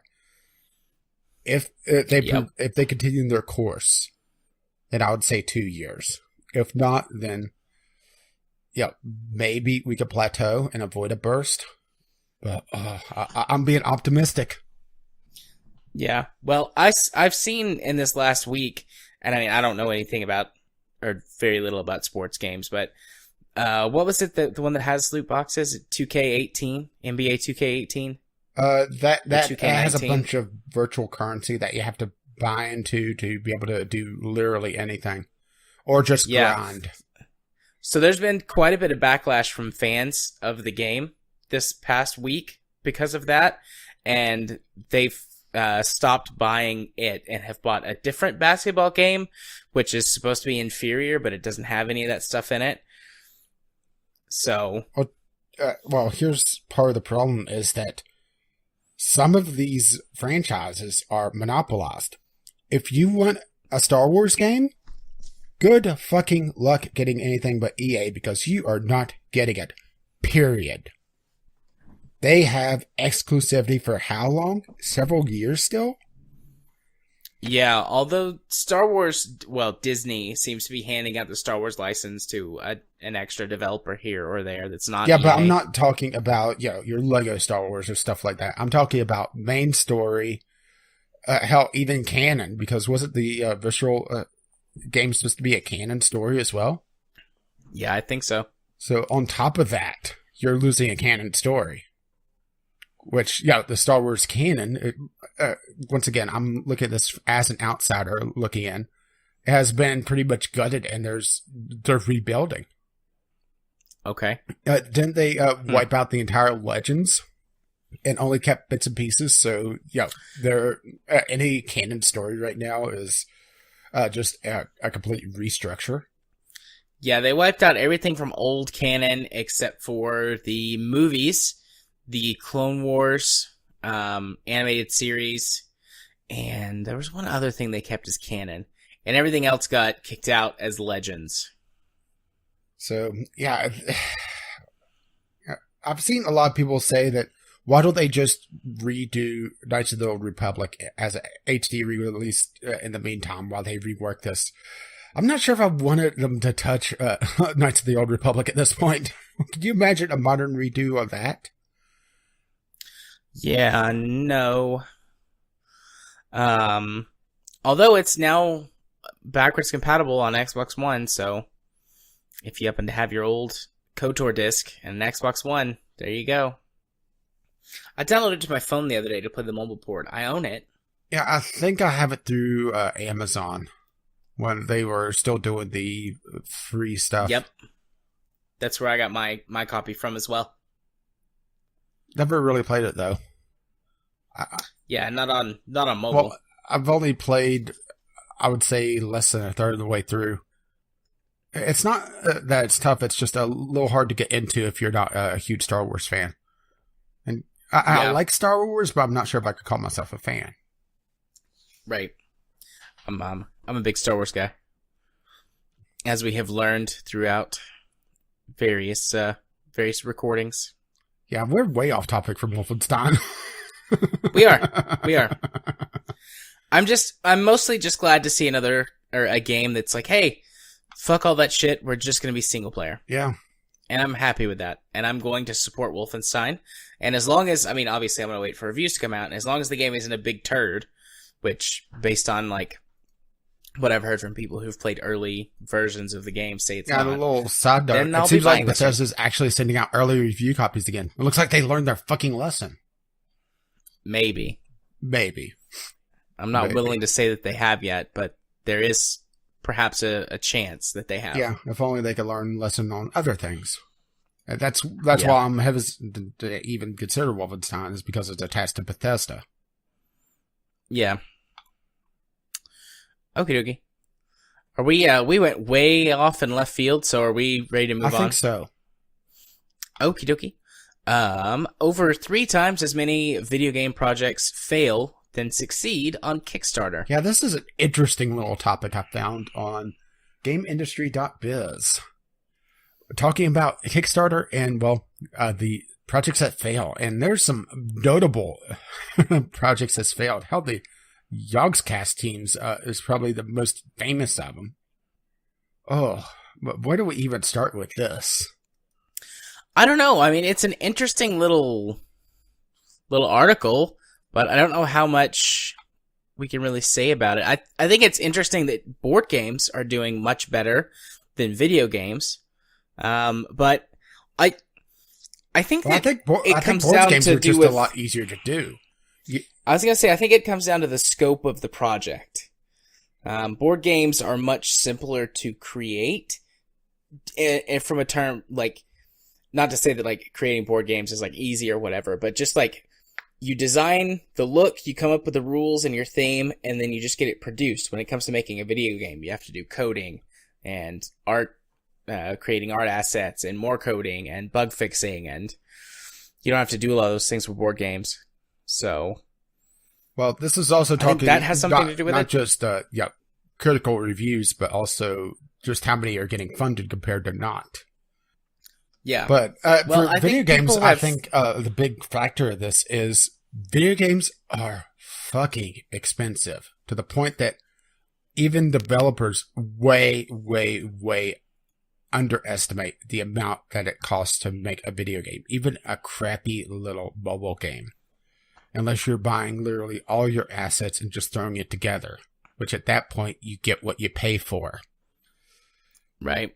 And there's another factor in this is that they rely, I think, too much on the culture of stretch goals, where they set their initial milestone low to try to get as many people in as possible, because there's a certain bandwagon effect on Kickstarter that I've noticed, where I won't get on this because it's only barely going to make its goal. It's not going to hit on any of the stretch goals. It's not going to hit any of the cool content. So why bother? I've seen that a fair amount, and I think that may be a contributing factor to why not many Kickstarters either get funded on the video game side of things, is that they set their goal too high and don't get that bandwagon effect. They don't get the press because a lot of sites have actually cut down on the amount that they've covered Kickstarter in the last couple of years. And also, the ones that do meet their goals, that set it low enough, they may fail because they set it too low and were expecting more people to jump on and run out of money and either just shove out the project or delay, and have mighty number 9. Right. Yeah. I mean, when we were talking about this before the show, we were like, we don't know how much we have to say. I think that we've, covered everything. I mean, it's an interesting little discussion to have, and it's neat to look at, but yeah, there's not a ton there. Kind of what you see is what you get with this one. Well, I think that's also maybe another contributing factor, is that sometimes things that look cool don't turn out too well. And I would say, use this as a segue to talking about the Ouya, but that didn't look cool. I wanted an Ouya. I never bought one because I realized that they were mostly garbage, but I wanted one. It just seemed kind of pointless. Yeah, I almost bought one. They were on sale for $30 at Target one time. Okay, that may have been worth it. I almost bought it, but at the time I didn't have any money. I was poor. Well, not that I'm not poor now, but I was poorer. P-O-U-R. I have some spending money now. Then I didn't have any, so it's like, well, I want this, but I don't have any money to buy it, so I guess I'll just move on. And the next time I went by, it was gone. Spooky, disappearing. The disappearing console that nobody asked for, nobody wanted. Woo! The ghost of Kickstarter passed. Now let's just get Patrick Stewart in here and put him in a bathrobe. Yeah, but you just want Patrick Stewart in there with a bathrobe. Maybe. What of it? I would have thought you would have been more of an Ian McGregor guy. Yes.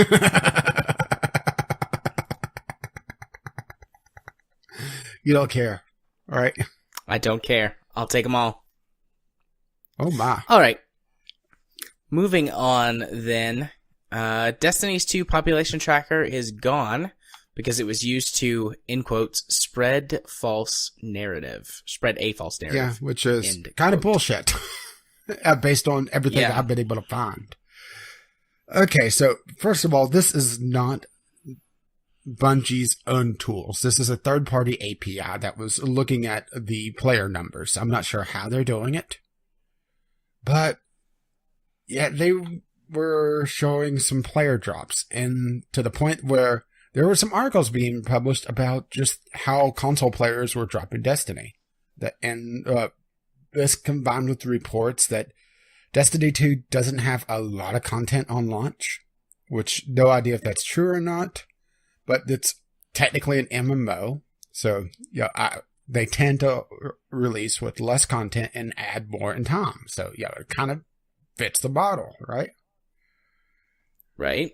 Well, articles such as Call of Duty's player drop-offs lasted 6 times longer than Destiny 2's.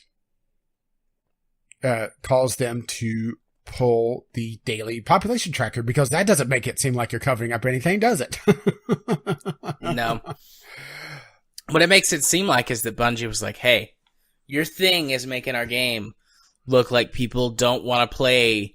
Well, are you sharing my tinfoil? 80 kajillion hours because that's what I was thinking, was that I was thinking that maybe they were contacted by Bungie. Yeah, I was thinking they definitely were.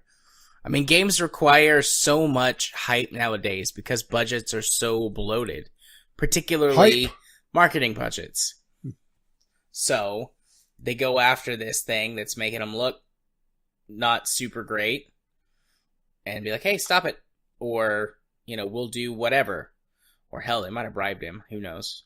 We might find out later. But as of right now, we don't know. Yeah, which honestly, how is it reporting a false narrative if there's a significant downward trend? I mean, granted, on launch, there's obviously going to be your peak time. And that's going to be your peak until you have your first major patch. But seeing some of the charts of people are talking about, it's hard to ignore. Yeah. I mean, here's, I'll link you this one, Jared. This is one of the ones that they were talking about. That's the Call of Duty one, and let's see if there's if I can find the Destiny one on this. And here's I can't even link to the Destiny tracker now because it wasn't a copy and it wasn't a screenshot. It's just linked to the Destiny tracker, and it's gone. Right. Well, there you go. I mean, looking at these graphs, though, this seems pretty normal for most games. No, that's just that is literally just the Call of Duty one. Oh, okay. With a huge drop off when the next Call of Duty came out. You could see the overlap, and they were showing a faster drop off with Destiny 2, but because there's no screenshot of that, well, can't collaborate that, unfortunately. But the fact that they're cutting the tracker because of this. Yeah. That seems that smells fishier than a fish market. Well, fish markets are pretty fishy, so. But yeah, I mean, Destiny 1 you could get through pretty quickly, like the story and. Well, I never played Destiny 1. I had absolutely no interest playing a first-person shooter with a controller. Right. It's Granted, I know console FPS has a ludicrous amount of aim assist, but at that point, why even bother playing, right? Yeah. Still waiting to see how it does on PC. It's about to release on PC, I think. The servers are live now, so let's check the player tracker. Oh, wait. It'd be hilarious if the tracker suddenly comes back online when there's a huge spike. Anytime that any player tracker or player count gets pulled, that is a huge red flag. Yeah, I agree. Hell, when Blizzard stopped reporting their player numbers, that's a huge red flag. Yeah. Yep, they just don't want people to know that things aren't going as well as they like to pretend they are. Yeah, the only time that I would support pulling a player tracker is whenever they have to start using scientific notation. But I haven't seen that one done yet. No, me neither. Now I'm wondering if there's going to be some game out there that tries to list their player count scientific notation 1 to the power of 3. Yeah. Make it seem like a lot bigger population than there actually is. Indeed. That population grow. Okie dokie. Anything else here? Other than I don't think so. Wrapping our heads in tinfoil? Yeah, I don't think so. Yeah, I'm glad that you said it, though, because I was feeling like I was being a little crazy on that assumption, because Yeah, no, I felt that way from the beginning, and I actually went back and reread the article to make sure that they didn't say it, because I felt it so strongly. I was like, surely I read that in there, and I just like accidentally skipped over I it. went to make sure that this wasn't a site that was run by Bungie. This was a third party. And cheers. Yeah, I'm banging stuff against my coffee cup by accident. Pouring some water. Don't know if you hear the pour or not. Yep. Exactly right. My water doesn't have very much. It's not very rich. It's not Avion. Yep, just shaking my head. I know you can't see it. That's why I'm calling it out. Yeah, just kind of shaking my head. Speaking of calling it out, yeah, we could do that with an emoticon. Yep, Twitch adds loot boxes for temporary emotes. Yeah, now Twitch has had loot boxes for a while. I did not know that they'd had loot boxes for a while. It's tied into their store system. Buying a game through Twitch, and yes, you could actually buy a game through Twitch and buy it through a streamer's site to give a revenue share, which, that doesn't have a huge conflict of interest because, some of these streamers are being paid to stream. Well, if you bought through their site, you also got a Twitch loot box, which gives you a permanent emoticon or badge or some other nonsense as a little bit of an extra, which, okay, dumb as hell, but fine. It's an extra. Now they're doing it for donations. Are we really at this point? It would appear so. Okay, well. Oh, let's dive into this pile of shit.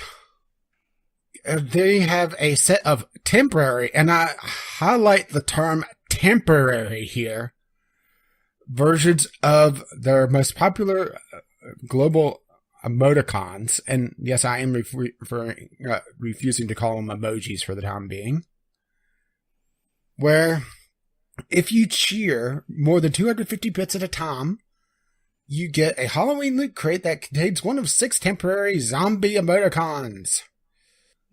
Didn't it say if you collected them all, you got to keep them? Yes, but that's at least 6 times to get the full set. And there's a chance to get the same one more than once.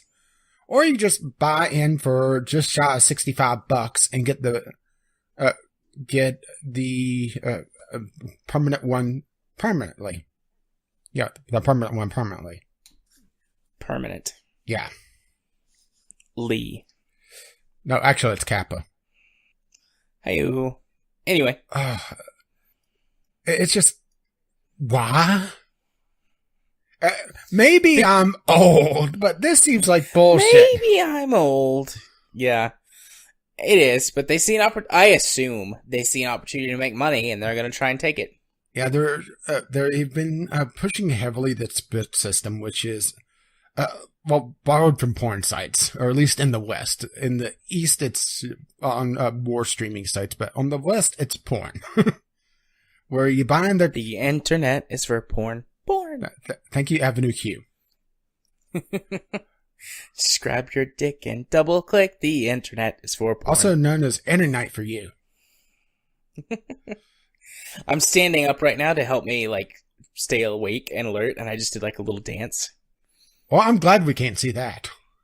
I'm still doing my little dance. Oh no, he's doing the forbidden dance.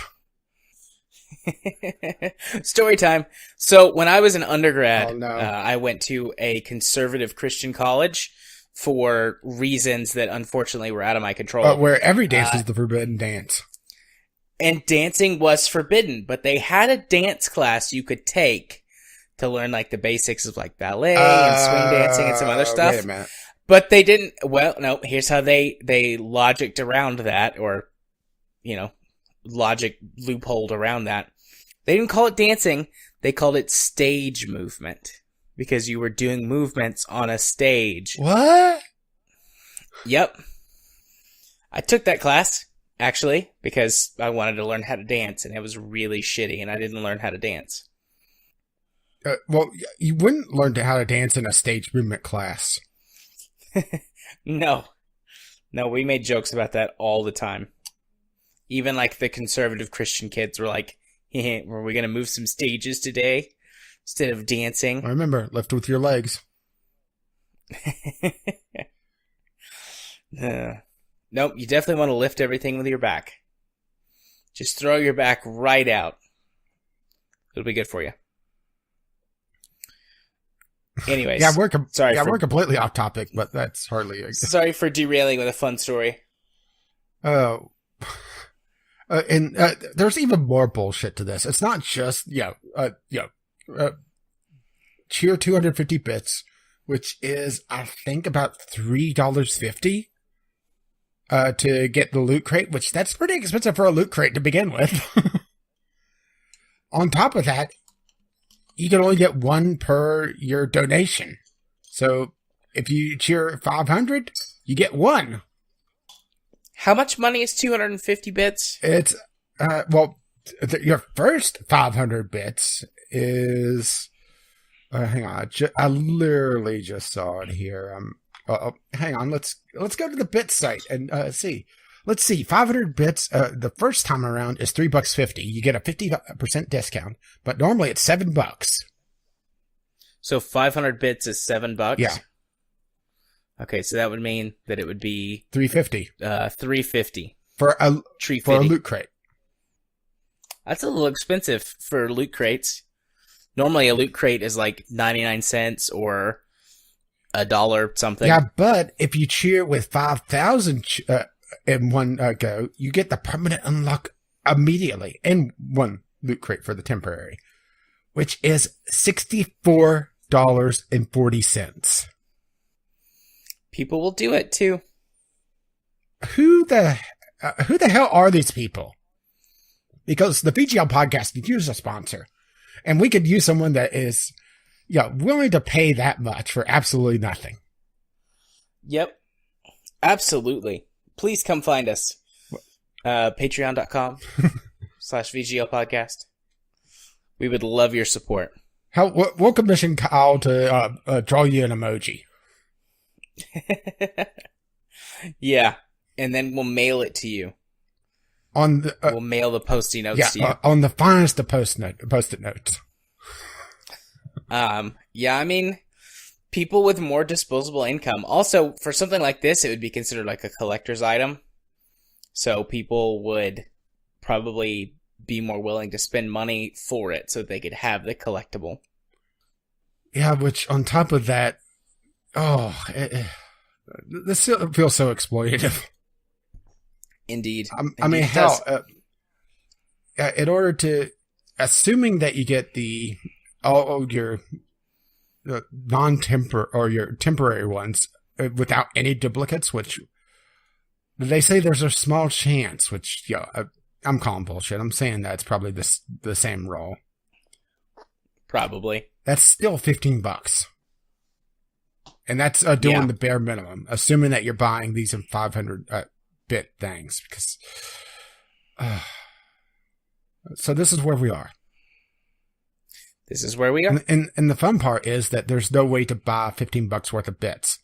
And that's the other insidious things about this, is that it goes $1.40 for 100, then it jumps up to 500 for $7. So even if you want to get one of the temporary ones just to be kind of funny in chat or anything, you're still putting down $7. Then it jumps up to just under $20 for 15. So that's, if you get no duplicates, you get, there you go. Yep, your odds of that happening would be very low. Yeah, it just seems so insidious. I mean, if you get one duplicate, that $20 range is gone, and you're having to put in another 7. And kids will do that. Kids will do that. Plenty of adults will do that too. I really think that building on this well mentality is, we are at a tipping point, and when the whales are gone, it's going to end up like Star Trek, and that that giant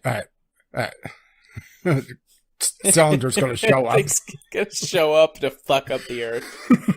Oh, that was this week's Jim Inquisition.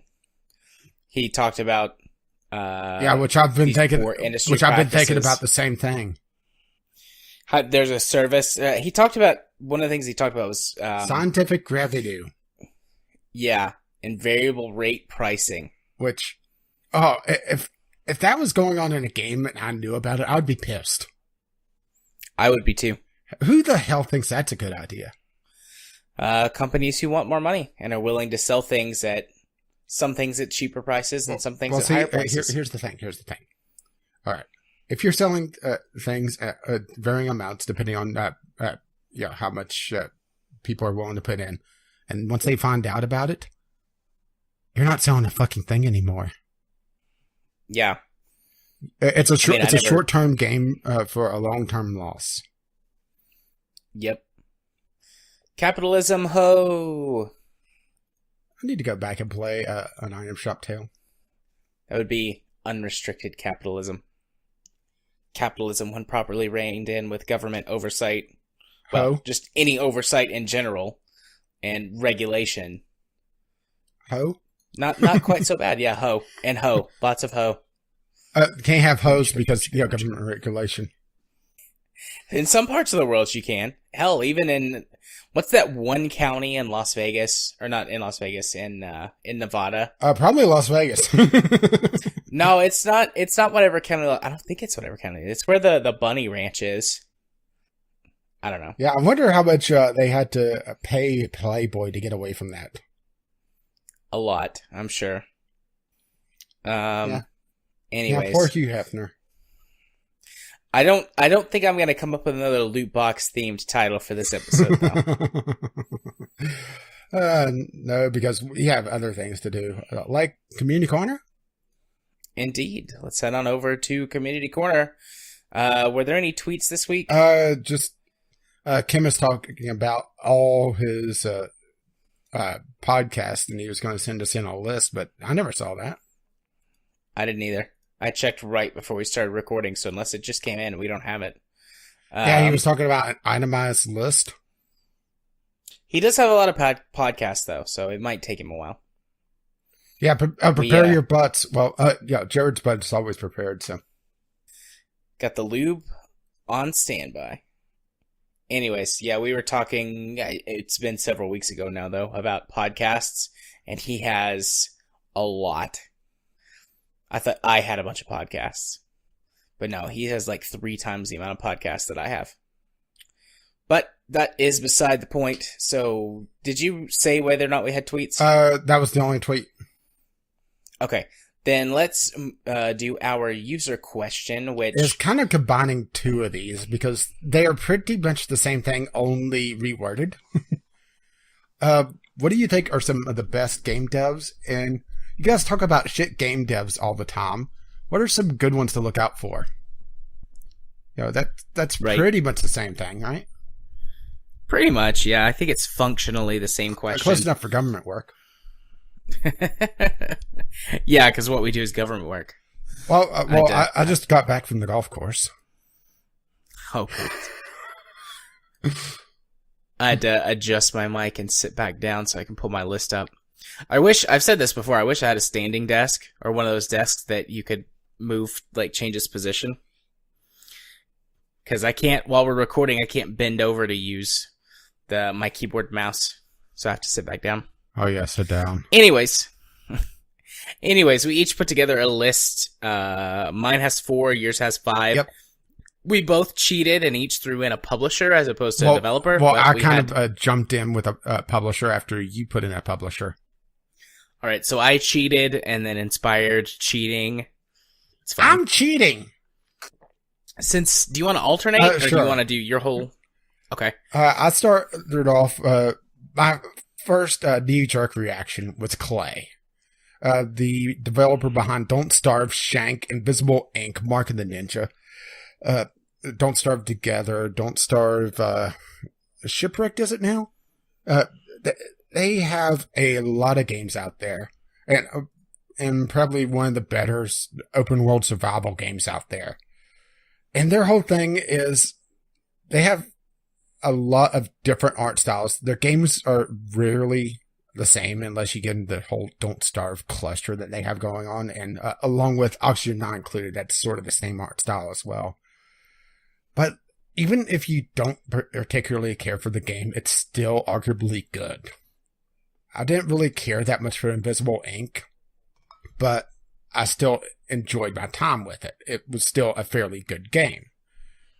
Don't Starve, I'm not huge into the open world survival games, but I still enjoyed playing Don't Starve. They are very gameplay structurally sound, which sounds kind of like a backhanded compliment, but for some of these genres that they work in, it's kind of a rarity. And they also focus a lot on how visually rich their games are. Hell, just look at Mark of the Ninja. I mean, that is a very impressive looking stealth game. Yeah. I agree. All right, all you. Okie dokie. My first one, and this was the first one that popped into my head, was Firaxis Games, which is primarily known for the Civilization series, but they also do the XCOM, Enemy Unknown, and then XCOM 2. They do have some problems. They're not perfect. They do have, particularly with the more modern Civ games, issues with DLC. Like the game will basically be broken on release, and then you'll need the first DLC or maybe the first two to get everything fixed and have like a proper full-blown. Yeah, I was going to ask, do you want to experience? Take a shot at Clay to, is there anything that you don't like about them and kind of play, counterpoint with each of our developers? I don't know enough about Clay and their games to really be able to do that. I'm only familiar with Don't Starve, really. Some other games I've heard about from listening to other podcasts or whatever. I was just offering that as a suggestion. No, that's fair. I mean, if you have something that's a negative, well, feel for free to Access go ahead. You already covered was the DLC practices that they kind of handle. Right. But even though they do have that issue, particularly mostly with the Civ series, the XCOM games also not perfect, but their initial releases had, tons of content, and the DLC wasn't required for the game to really feel complete. They don't do things like, at least now, I hate that I have to preface that, but they don't do microtransactions, they don't do loot boxes. Yeah, we're in such a shitty situation where we have to preface things like that. Yeah, especially for the XCOM series, their DLC feels a lot more like old school expansion content. War of the Chosen for XCOM 2 is practically a different game. So they have, at least for the most part, their DLCs are big, full fleshed out things. And even if they're not quite big enough to be called expansions in certain games, they still offer a lot of content as opposed to horse armor. Giddy up, Buttercup. Firaxis is a good one. They're definitely the biggest developer on my list. They're the closest thing I have to a AAA. But Civ is still and XCOM both are still fairly niche games, despite the fact that in their niche they're super popular, top of the game. But anyways, your next one? My next one is CD Projekt Red for the Witcher series, and pretty much all the Witcher games, because there is an adventure game that's not part of the main series, but it's still fairly good. And then Gwent. Yeah, Gwent is coming out, which is still in the Witcher kind of franchise.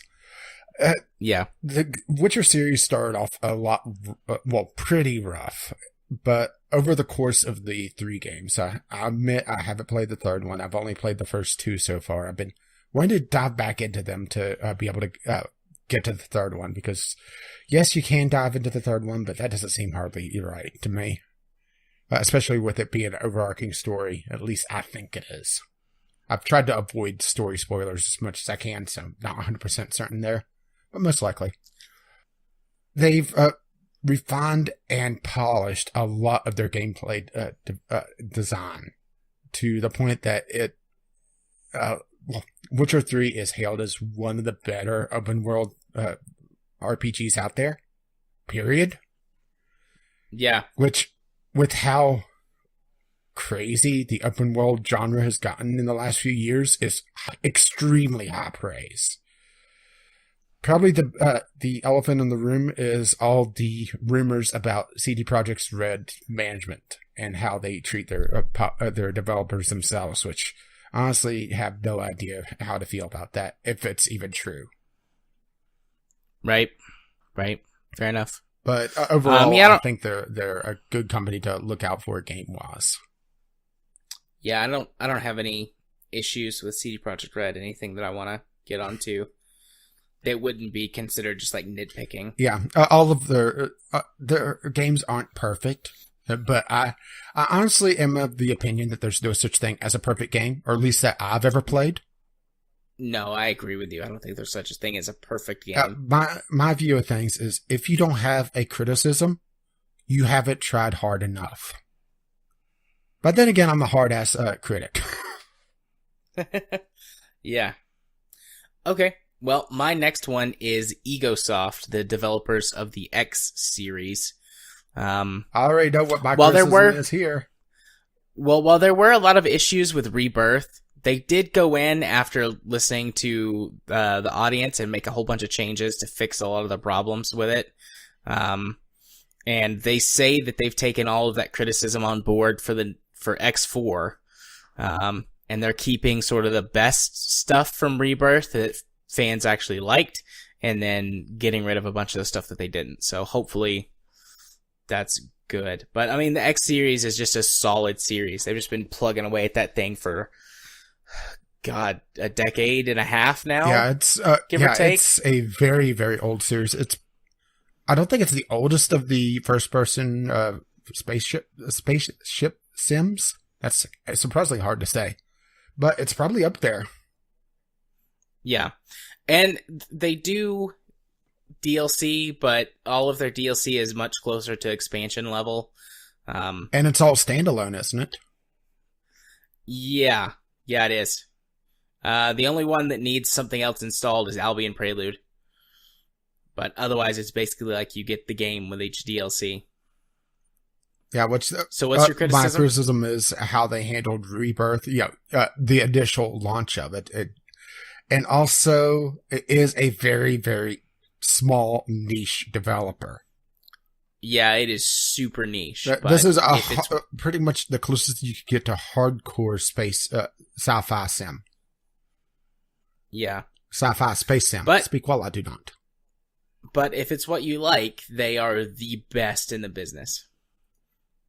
At least in my opinion. So, okay, what else you got? Supergiant Games. Bastion, Transistor, and Pyre. Extremely good visuals on all these games. Granted, we didn't really care for Transistor, and 2 of the 3 are Game Club games, so you could go back and listen to both of us just talk on length about 2 of these. And the games are not for everyone, obviously. That's going to be the big thing here, especially Transistor. It is a big departure from what Bastion was, in both a good and a bad way. And I'm not sure how Pyre pans out. I know that the combat in it is almost sports game-esque, which is strange, but I want to reserve judgment until I actually get around to playing it. But not a lot to really talk about here because we've talked for ages about 2 of these. Yeah, I feel like every criticism that we've had about those games is in the Game Club episode. Yeah, so. And most of them are either just small technical things. The games, at least Transistor and Bastion are short. Single afternoon games, easily. Right. And that's probably the other major criticism. Beyond, some oddball storytelling, is that they're just short, but they are beautiful. And, oh, damn, the music in those games. Even if you don't like the story and don't like the narrator, which, if you don't like the narrator, it's hard to take you seriously. Unless he just annoys you with all his talking. Goes, oh, that voice. The music is just absolutely beautiful in the 2 of the 3 I played. Yeah. Okay. Well, my next one is Little Green Men Games. They do the Starpoint Gemini series, which I have talked quite well about for ever since we started the podcast. The first one's a little bit rough, but it was their very first game ever, and they learned immensely from that experience and have seriously improved the series going forward. They're just a solid indie level approaching AA studio at this point, who just makes solid games. They've got great community and mod support. They're a modern developer that is all about mods to extend the longevity of their games, and they have a strong set of tools that they provide to people. Probably the biggest issue I have with them is they're a developer that likes to release into early access very, very early on, which can leave the game feeling quite stale and boring until it gets much farther in development. But they've done it with 2 games so far, Starpoint Gemini 2 and Warlords, both released into early access like a year to 18 months ahead of when they released. And they did eventually come out to full release and had expansion level size DLC for both games. Warlords just had its newest DLC drop. I haven't played it yet. I've been meaning to go back and play it. I haven't played a lot of Starpoint Gemini 2. I've been meaning to go back and try it. I got review code of it, actually. Yeah. I was having a little bit of technical issues, but that just be that it was in early access at the time. Yeah. Yeah, they've developed their own proprietary engine for each game. So good developer all around. I don't really have any major complaints. Aside from the early access thing is frustrating. Noticing a theme with your stuff.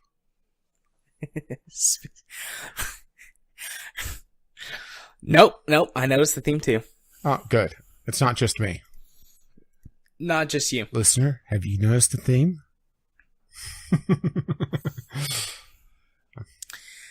I will say I had a few other ones that I considered that in my opinion, good developers, but I was like, well, they only have one game that they've done. Whenever I was making my list, my criteria were active developers, so that killed off a few.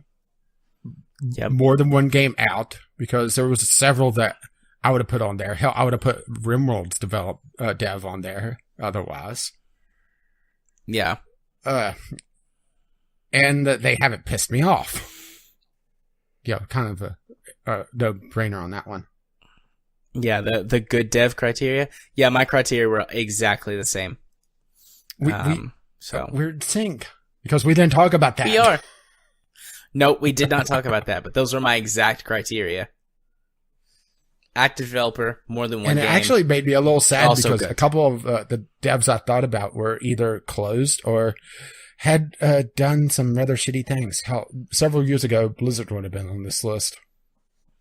Yeah, for me, a couple of years ago, Bethesda would have been on the list.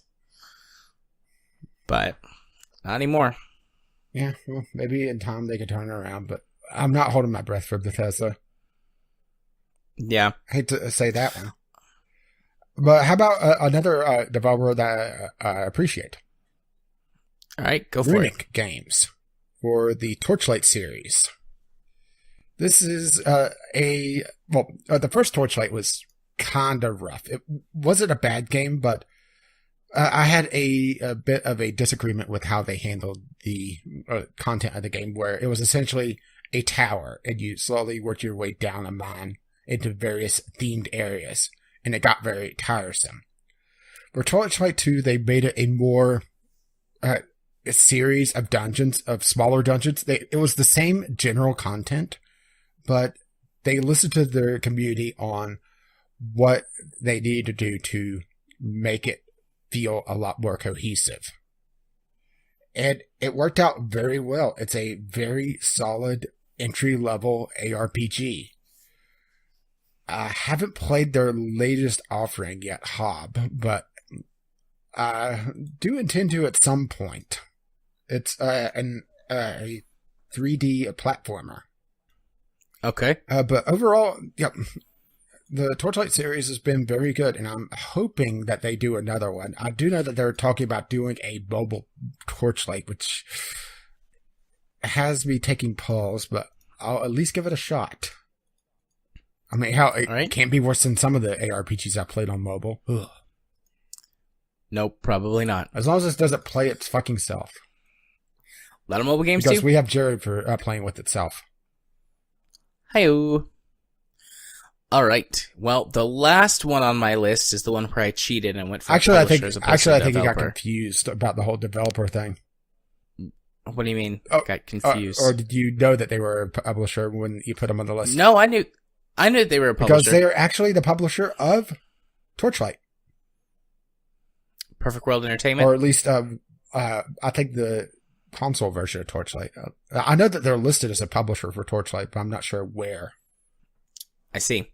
No, I was trying to think of, well, I knew that the same company owned Star Trek Online and Dungeons & Dragons Neverwinter and Gigantic, and I didn't know if it was a developer or a publisher, because I know that they'd all been, well, Gigantic was fairly new, but Neverwinter and Star Trek Online I knew had been developed separately several years ago and brought under this umbrella. And I just got to looking at some of Perfect World's other games and realized I'd played a couple of their other games. And they have several, so I don't know if this applies all the way across the board, but they're all free-to-play games. And as far as free-to-play games go, they receive high levels of support. They have relatively fair free-to-play business models. I haven't checked in recently, so hopefully I'm not shooting myself in the foot and they haven't gone full crazy loot box or whatever.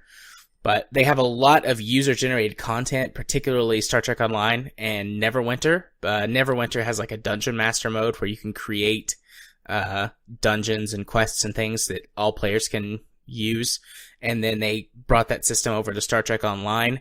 And I think they called it something like episode creation or something like that, which it's the same premise. Yeah, there was some of the more popular stuff was just loot farms, but there was a few story stuff. Yeah.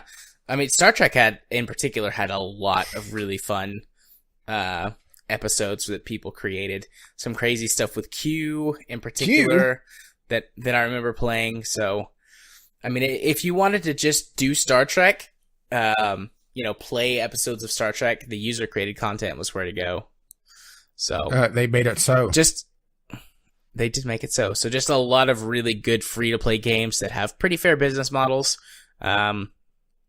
So there you go.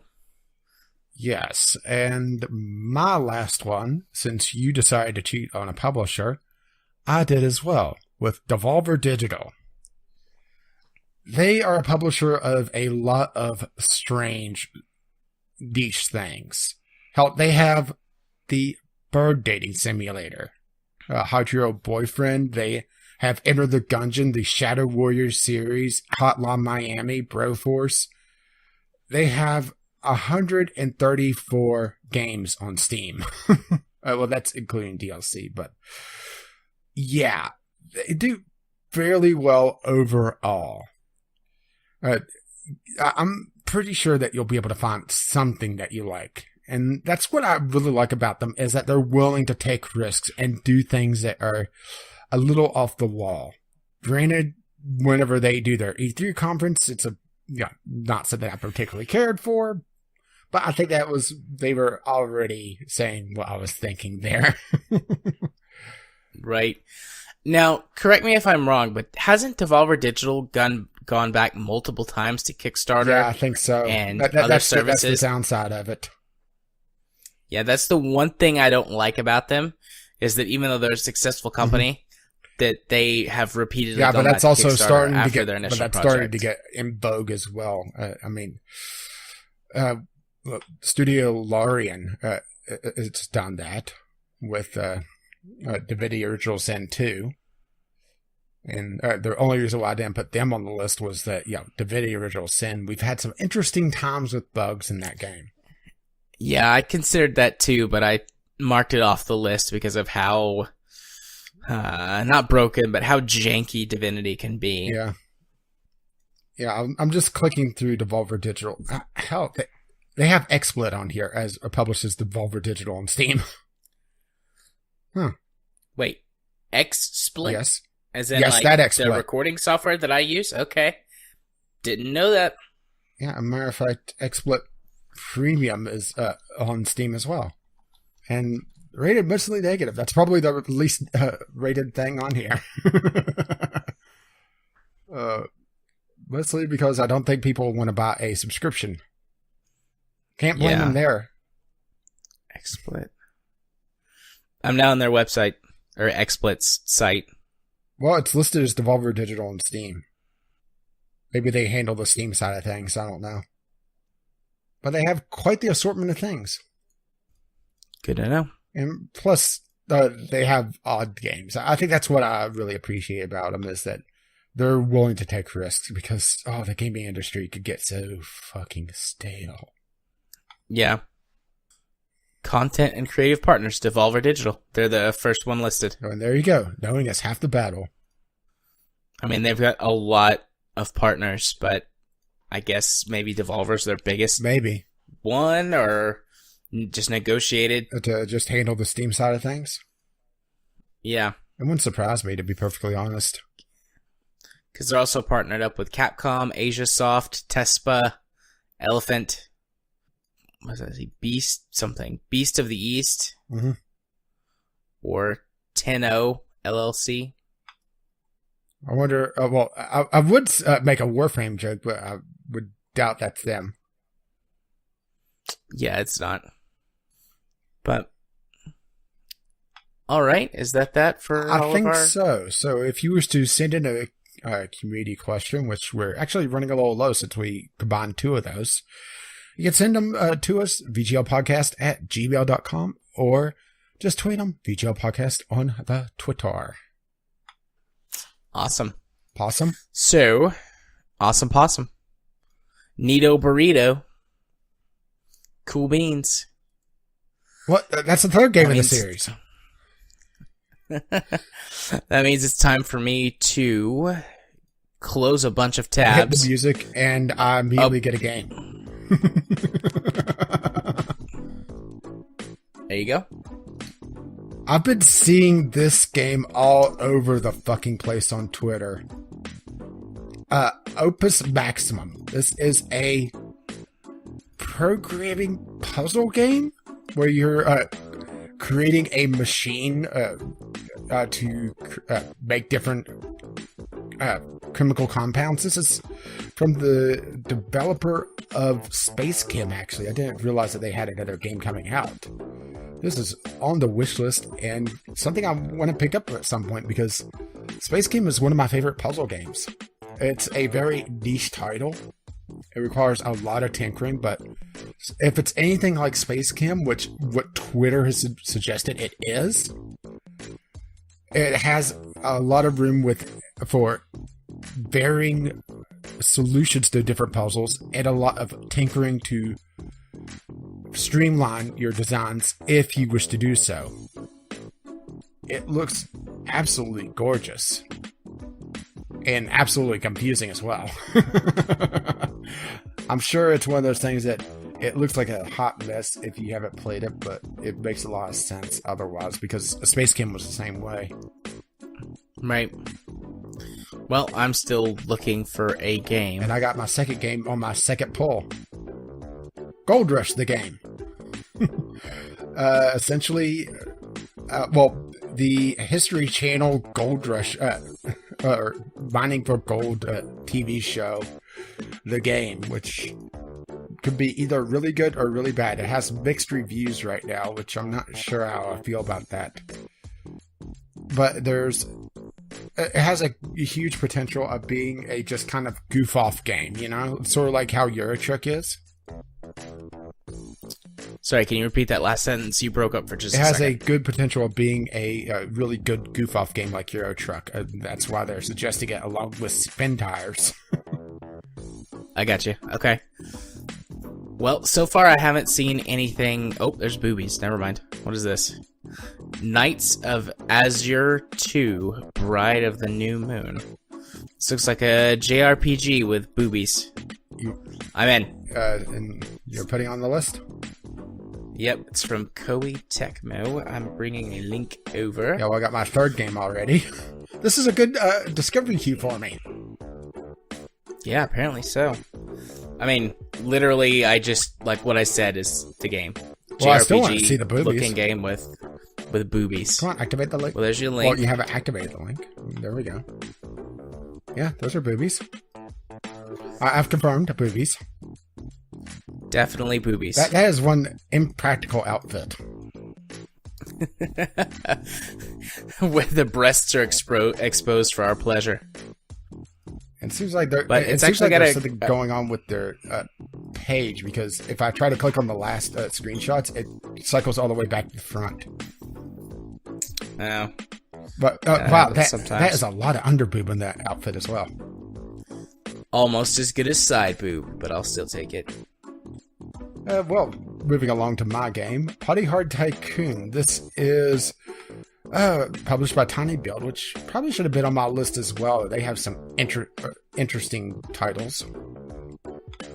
It's a tycoon game based on the Party Hard game, which I didn't really care for Party Hard, mostly because its stealth didn't make a lot of sense. But I have a soft spot for tycoon games, and if this could be handled well, which right now it's not rated all that well, it could do well, but it's in early access, so I would say give it a wait and see how things go. Unless you're really hard up for a tycoon game where you're running a nightclub.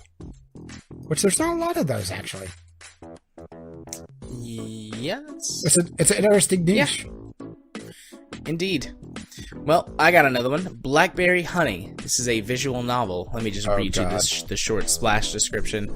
A lesbian love story set in Victorian England, featuring maids, music, and finding love in unexpected places. I'm in. Oh, you. Oh, me. Nope. We have another one. Unfortunately, no boobies for you. So you've lost all interest already. Well, poo. No, none of that either. It's called War Banners. It's a turn-based strategy RPG. It has a feel of sort of an old school... it almost looks tabletop-ish, where they have so many units on the screen. Yeah. I've seen this game before. It's rated mostly positive, at least. I'm not sure how it works out, but it doesn't look too bad overall. I didn't. Yep, that's the rest of my queue. And I got another one right away. I got all the good games. Warhammer 2, Warhammer Vermintide 2. Essentially, take Left 4 Dead, but put it in the Warhammer universe, the fantasy version of it, with all the rats in the world, and try to survive. I mean, that's pretty much it. The first one had some issues with the amount of content it had, and I don't think that there was a competitive mode, the versus mode from the original Left 4 Dead, I should say, from Left 4 Dead. It's inspiration, essentially. But it's still worth a look if you're looking for something to scratch at Left 4 Dead like itch, and you're a fan of the Warhammer genre. I still have 4 games to go through. Damn. I mean, I guess I'll just sit here. I'm not gonna start another queue. I got 2 games. Start masturbating? Yeah, maybe. Oh, who am I kidding? You never stopped. Oh dear God, that's horrible. They don't even have a logo for this game. There you go. Anonymous the game. Oh, that's even worse. What? It looks like an MM. It looks like... I'm trying to think of... It looks like a slightly higher def version of EverQuest, only with a sci-fi theme. Okay. It doesn't look good. Like sci-fi? It doesn't look good. It says currently in alpha builds. And it has a $20 buy-in. No. On second thought, looking at my last game, I'd much rather play it than this. Alright. That's very low praise. Well, zombie survival Minecraft. And it has pretty much completely all negative reviews. Well, that's very sad. Yeah. And we're done here. Well, that was the Discovery Queue. I got 5 games. There you go. I had two. And orders you stored in the world. Indeed. Alrighty, well that means we come to the part of the podcast where I go and first. I go hit the elevator while you chatter away. Indeed. If you want to find me on the YouTubes, which is where all of my videos and things are, you can do so by searching for Gaming Psychologist on YouTube. Like I said, I had a hectic weekend with my in-laws here and doing house projects, so no recording was done.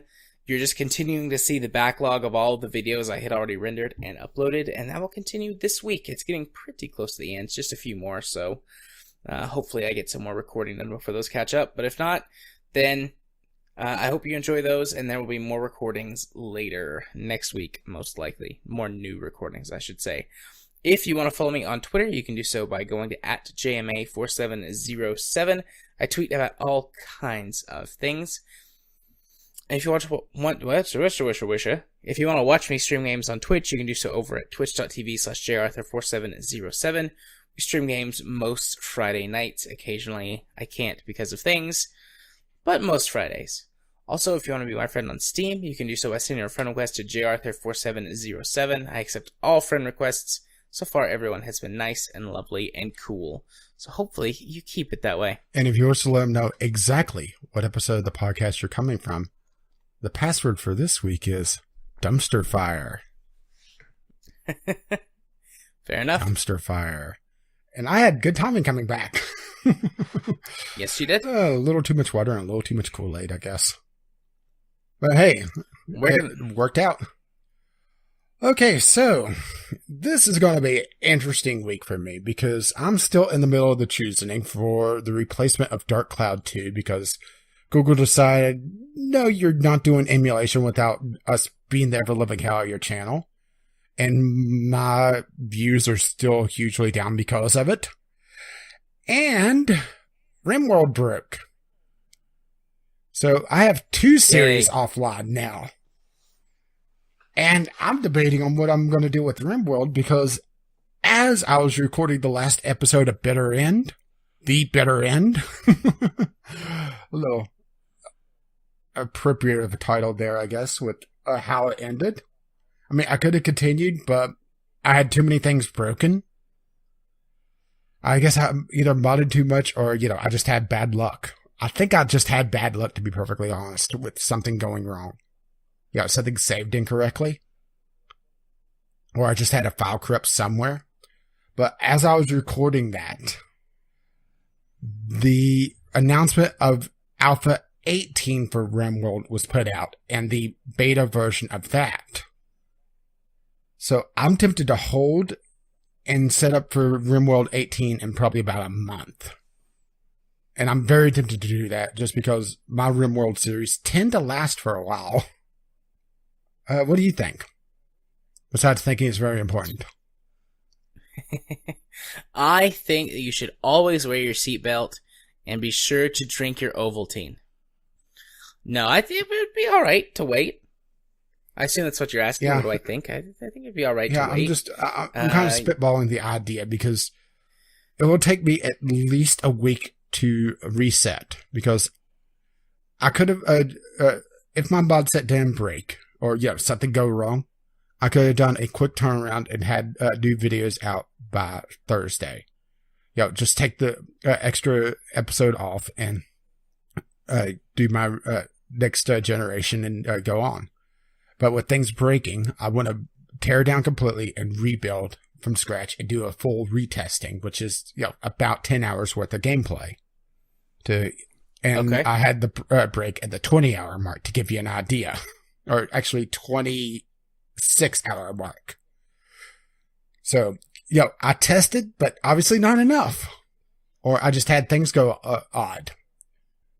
In order to get set back up, it's going to be at least a week, most likely 2. Odds are next alpha's in 4. So I'm tempted to just take the extra time off, focus on getting the choosing done, get my next series up and running, have Google beat the ever-living hell out of my channel again because obviously I chose the wrong thing. I'm getting a little frustrated with YouTube. Have you noticed that? I have. I've heard some behind the scenes Maybe stuff. I should just go to Twitch here. Just put all the random bullshit on the screen. Because they don't seem to care about copyright. Hell, it seems like every single Twitch stream I go to, there's some sort of, obviously licensed music playing. Have you noticed that as well? Indeed, I have. Boy, I bet Rio would just have a field day on if they could get a hold of Twitch. But at least Divinity's still going for now, so we still got that going for us, which is nice. Indeed. And the Sunday Sampler should hopefully be okay this week. Next week, I got a real treat for you. Unfortunately, it's not going to be the Sunday Sampler. It's going to be the Monday Sampler again because of embargo. And this is, of course, assuming that I don't have any sort of recording issues because that's bit me in the ass as well. And the Sunday Sampler is always the most volatile in my series. Well, actually, it kind of tied with Divinity Original Sin nowadays, isn't it? Just because somebody has a life. Yeah. But if you want to see whatever the hell eventually turns up on my YouTube channel, you can find me over at Gaming with Caffeine Rage, assuming Google hasn't shut me down. Or you can see me tweet somewhat randomly about who knows what. I was tweeting about how RimWorld is getting closer and closer to Dwarf Fortress because it's getting the combat log now. And it's getting some of the more fun mental breaks. Let's put it this way. There's a chance now that somebody could mental break and go dig up a corpse and throw it in the meeting hall. Because, they don't care, right? Nah. Or probably my favorite, no need to care. My favorite of the new mental breaks is targeted insults. They follow a random colonist around and just start constantly insulting them. Oh, it's going to be fun in the Dwarf Fortress sense of the word. And when RimWorld returns, you can find it on Gaming with Caffeine Rage. Hopefully. Assuming it doesn't break again. Or Gaming with CR on the Twitter. So, that brings us to the end of the podcast. Once again, if you wish to email us with your viewer questions or emails or voicemails or... Well, you probably shouldn't shove a carrier pigeon into the internet because who knows what that would turn up with. You can email us, vglpodcast@gmail.com, or you just tweet us, VGLpodcast, on Twitter. If you wish to help pay for this absolute madness, you could contact us, VGLpodcast on patreon.com. Patreon.com/VGLpodcast.